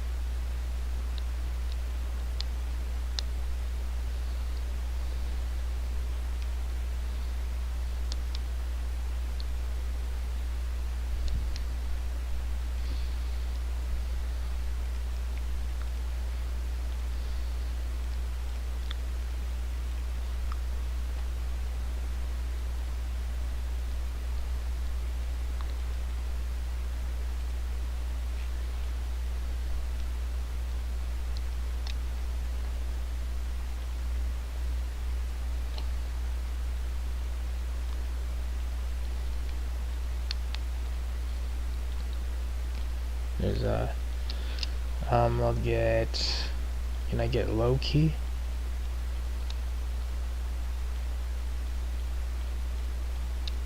Alright, that's it. That's it for that show, and I'll get Woman Madison Miles, a newcomer in the wrestling business. Splits her time between independent promotions in Canada and the UK. Thank you for appearing. And Man Like Darius is a British wrestler from Worcester, England. Known as Mr. Cool, he uses a 450 splash to finish his opponents. He's a former Attack Tag Team champ with Dan Maloney as the team, the 101221, and also a former BWR Underground champion. He debuted for Progress in 2020.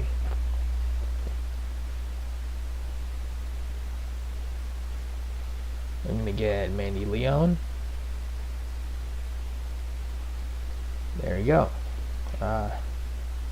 Last one I'm gonna get is Marina Shafir. See if I can get. Yep, I can. There you go.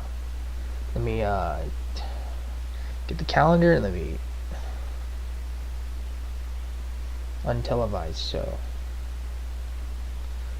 And then like the 21st, the 25th, and then 31st. Right now, can I skip to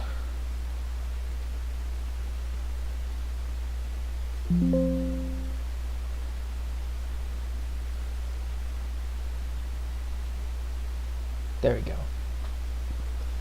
See if we can get 150. 150. Let's do 6 matches. We can get the singles match In a death match, we got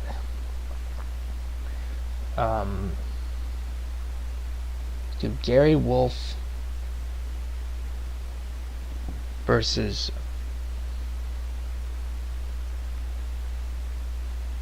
Ethan Page in the death match of the main event, since he's having a retirement singles blindfold match with.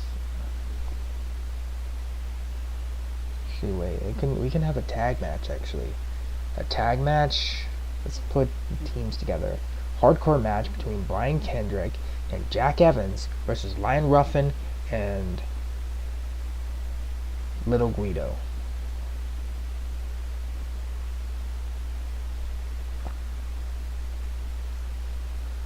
God. Let's do Madison Miles and Celeste Bonin for a barbed wire match. Let's do a triple threat. Wait, no. Let's do Bateman and Billy. Fight pit. Let's do Brian Willington and John Wayne Murdoch. And then let's do the women's match. Let's do the match, Inferno match, Bateman and Billy Gunn. And then the women's match is an Iron Woman match, Marina Shafir and Diamante. No titles. Let's hope it sells out.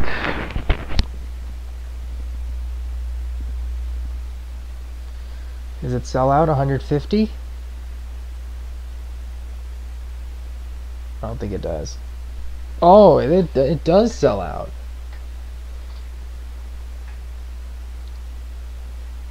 Let's go to the results of the matches. Brian Kendrick and Jack Evans versus Leon Ruffin and Little Guido. This has been a war. Little Guido pulls out a trash can. Oh. I'll crash to the trash.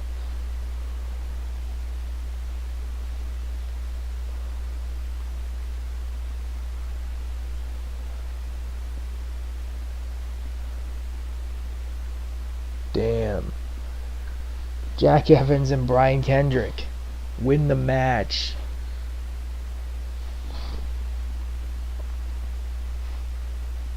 Wow. If you don't know who Jack Evans is basically a guy who who was under an AEW contract, or in the early years of AEW. Technically, you could call it still the early years, since it's like 4 years old still. Still incredibly new.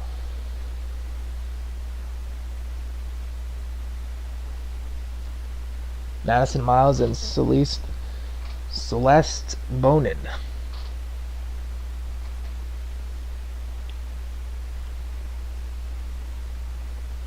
They should have added sound effects to this game.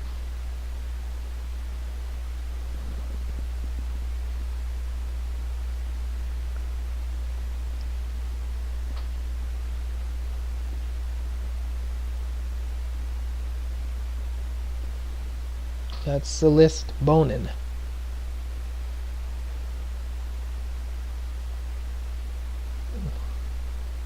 We got Briar Wellington and John Wayne Gacy.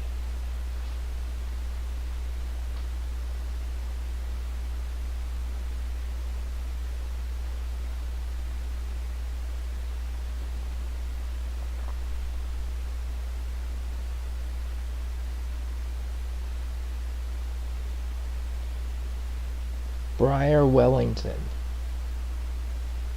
won the match.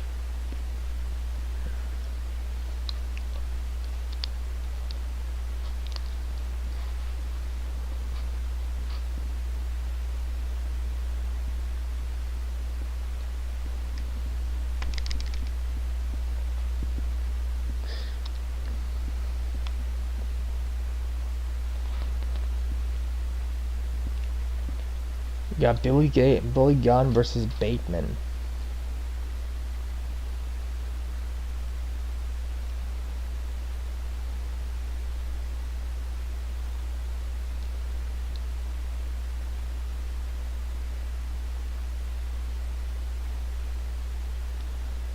Well, Billy Gunn wins the match. Defeats Bateman.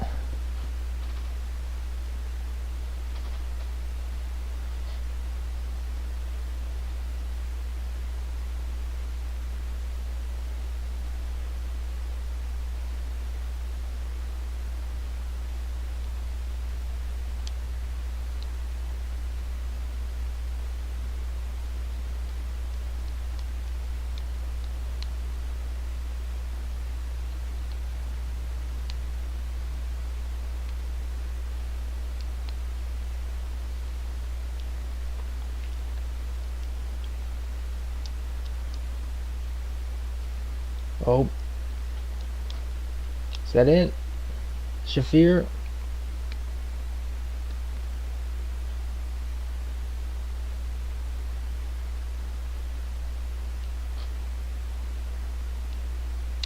Marina Shafir won the match against Diamante. A former NXT superstar has won the match. And now it's the main event. Gary Wolf and somebody else. Gary Wolf and Ethan Adam, All Ego Ethan Adam Page. Yeah. No, Ethan, All Ego Ethan Page.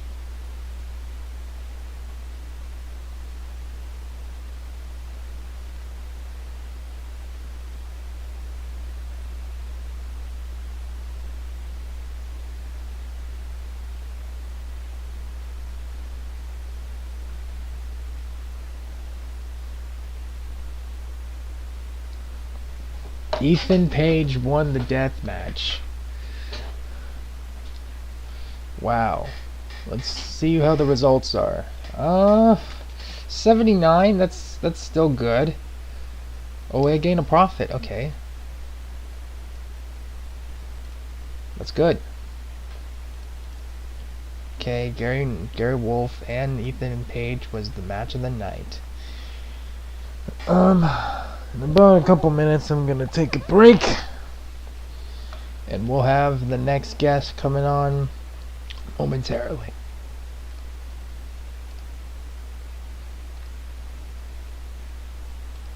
So, let me see if I can book people. Let me check my status as a promotion. Still a small independent.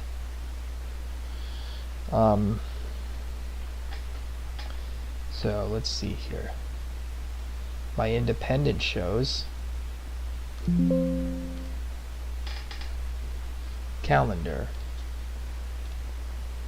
So we got Anthony Henry, Austin Aries, Brandy Rhodes, George South Jr., Griffin McCoy, Holly Barlow, Jake Christ, Jenny Rose, Jim Duggan, John Wayne Murdoch, Jonathan Vega, Jordan Oliver, Kyrie, Killer K, Low Key, and Mandy Leone.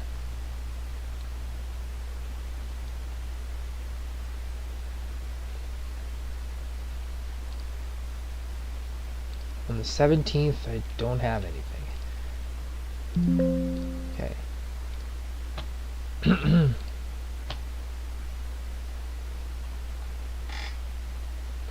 Alright, hold on.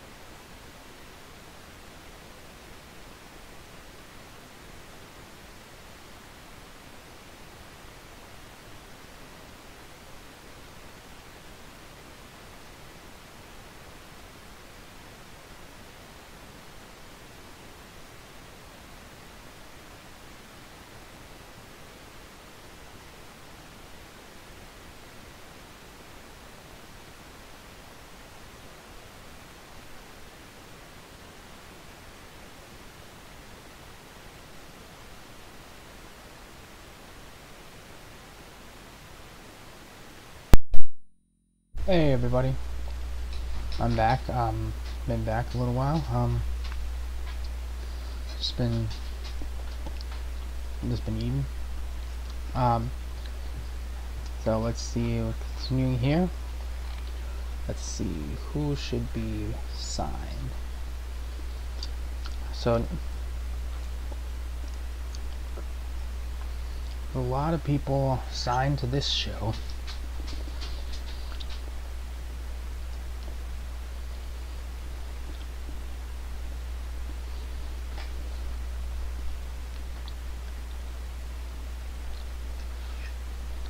Hmm.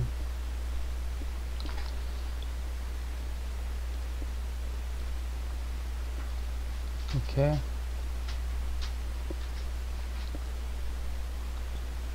Let's see. What the?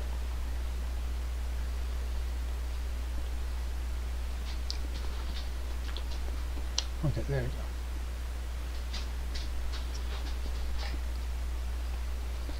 See.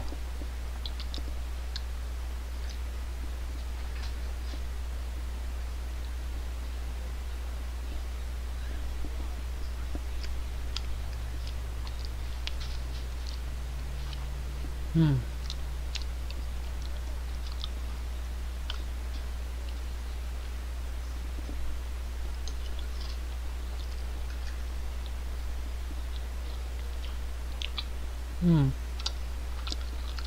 Hmm. Let's see. AJ Gray.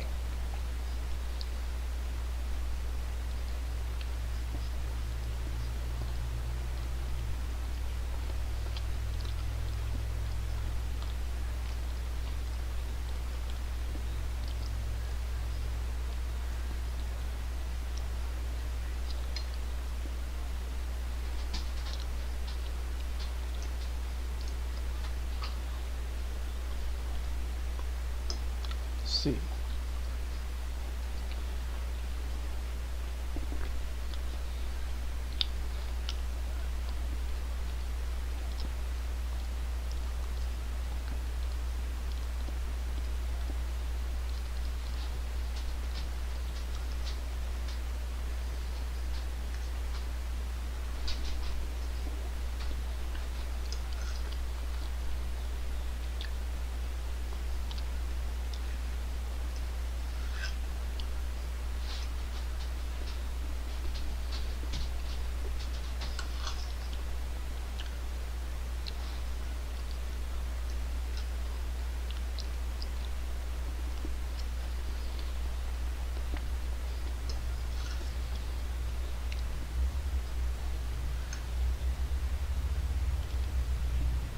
Let's see.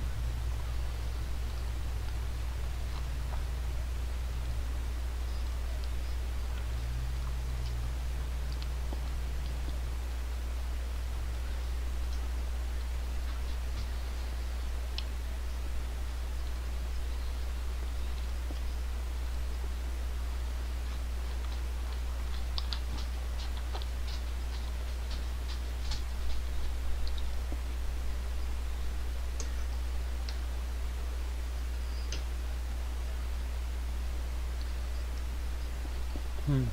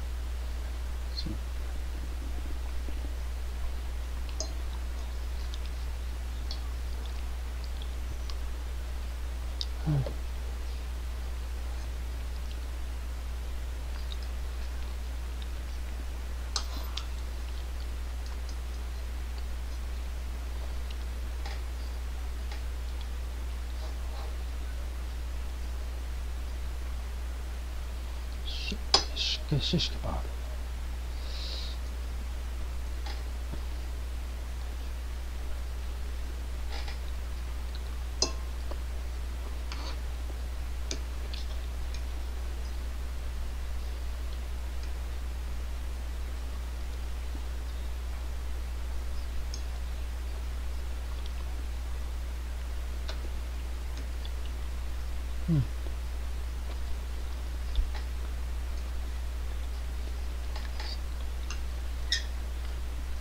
Let's see.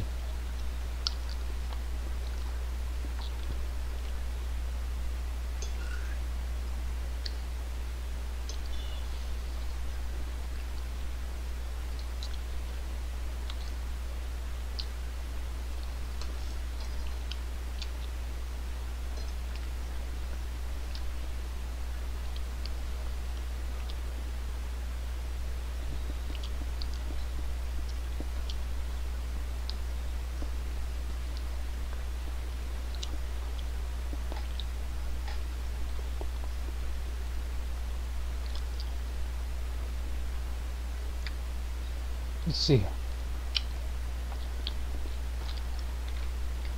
How much is that a page? 6,500.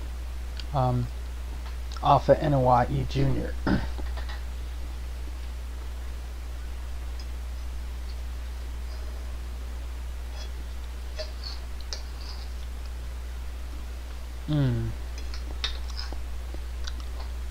He was released due to disciplinary issues.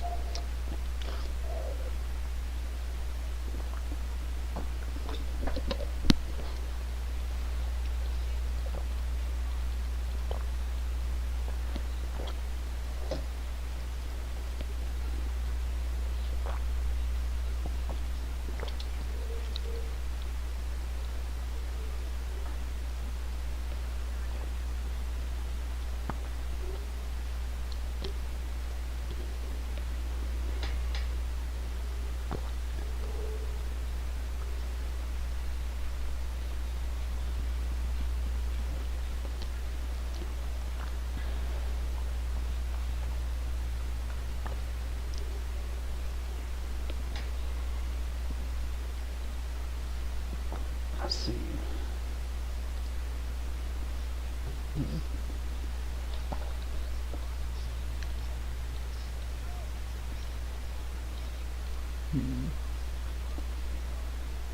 Let's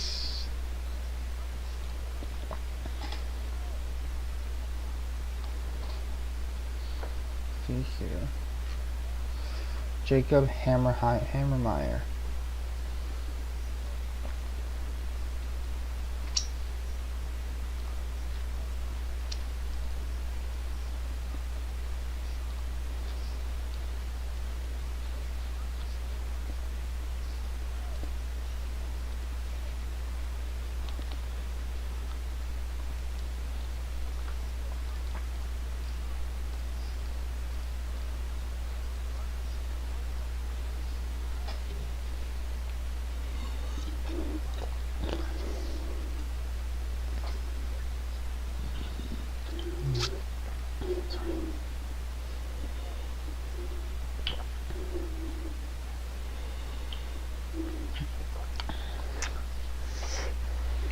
We got Jet Jarrett.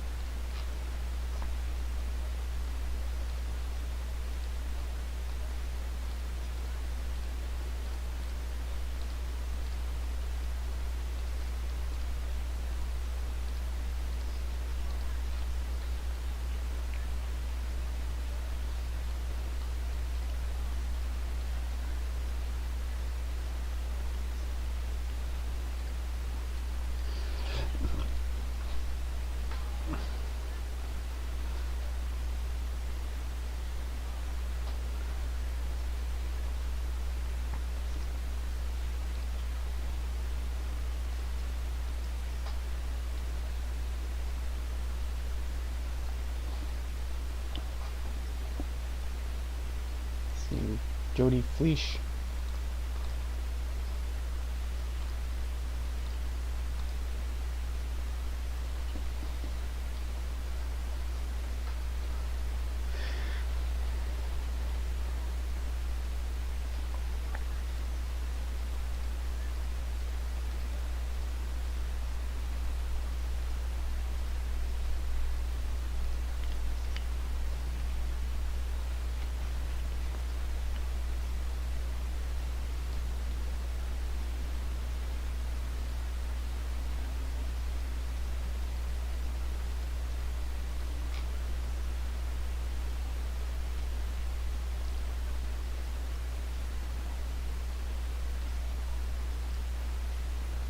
See, Jonathan Vega.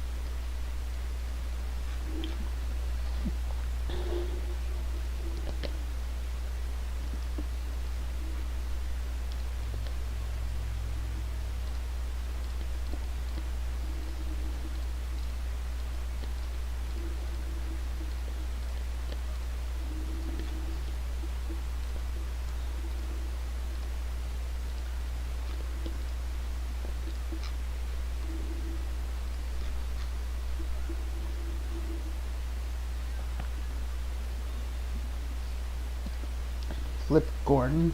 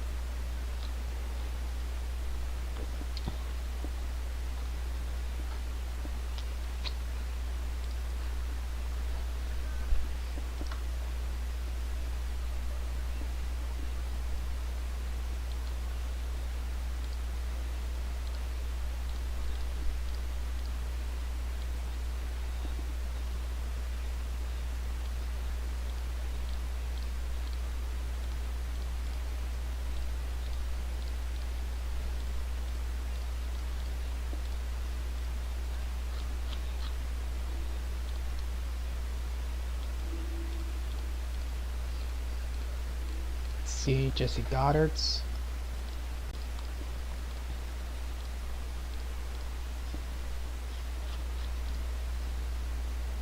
Jimmy Jacobs.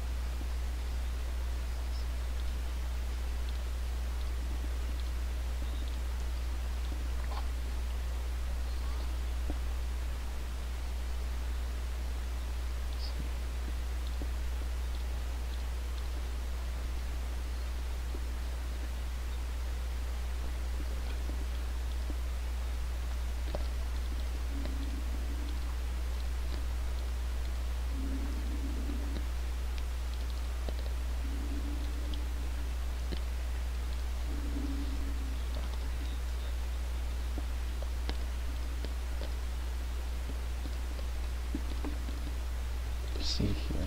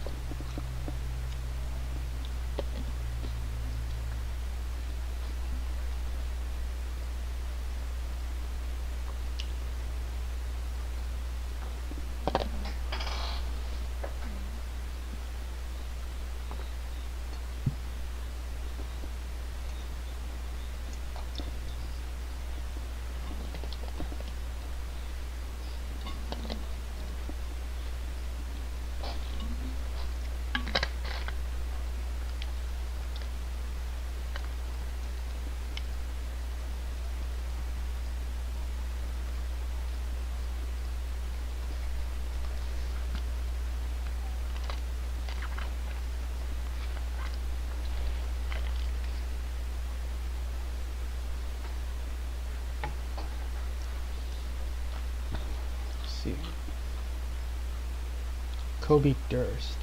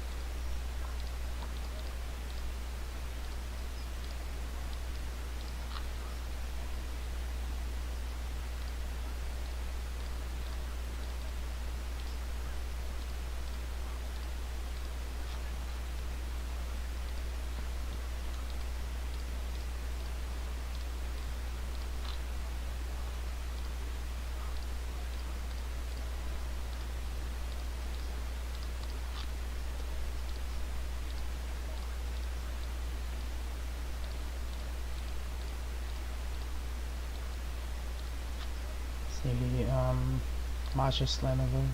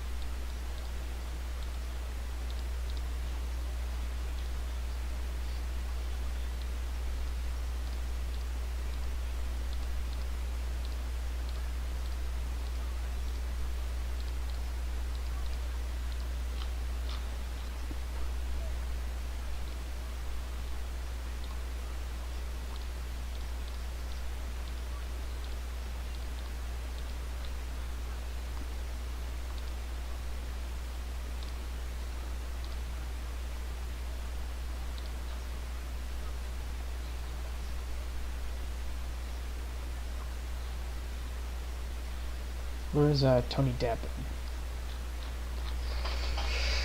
Tony Deppen, where are you? Right here. Darn it.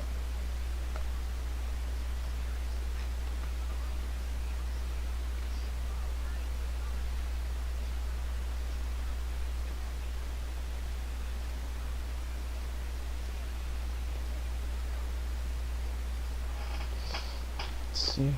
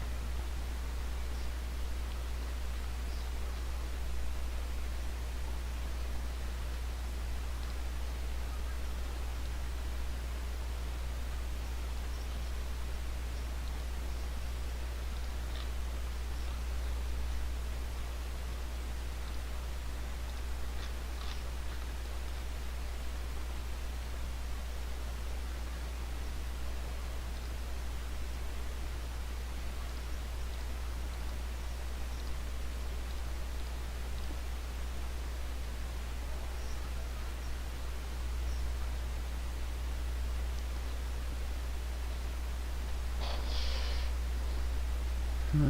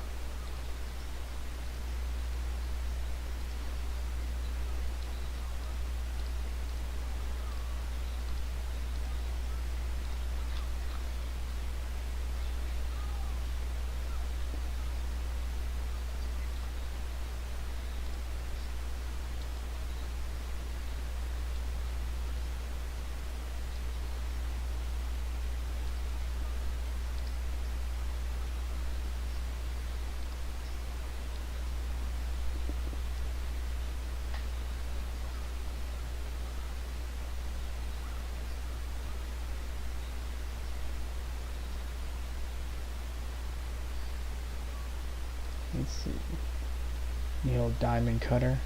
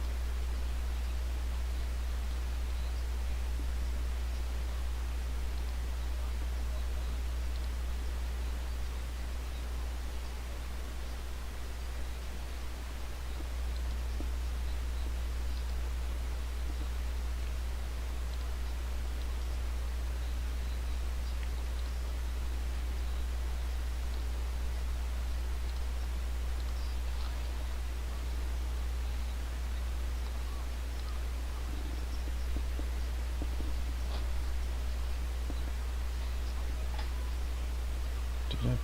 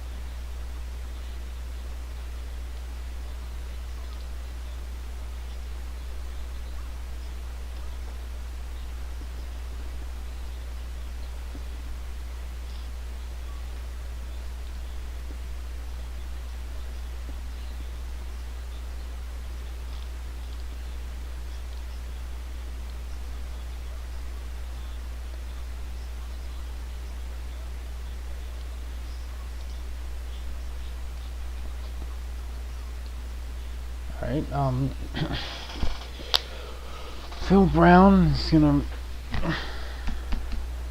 reschedule his. He's gonna be rescheduled.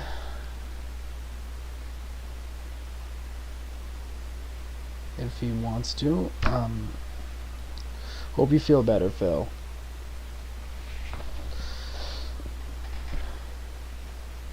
So, yeah, this is.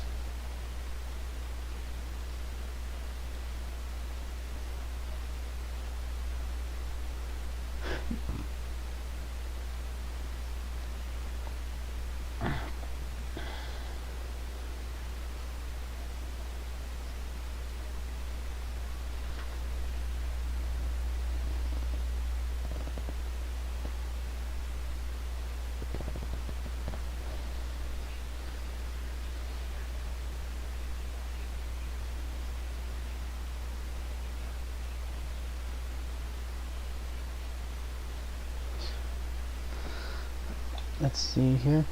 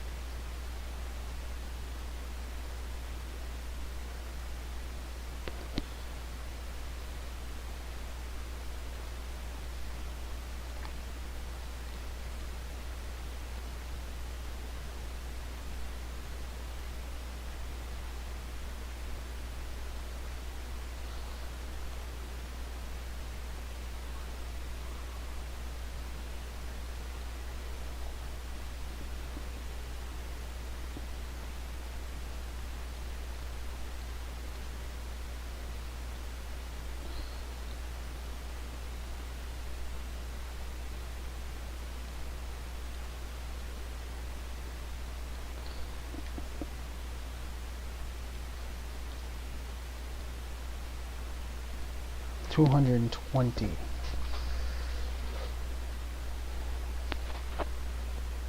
Gonna reschedule Mr. Platinum Icon Phil Brown.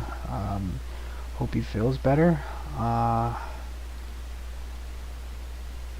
Maybe tomorrow would be a good day, but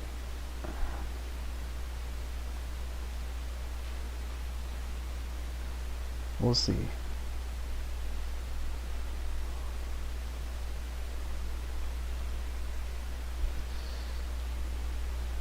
We'll see you guys in the next one. Peace.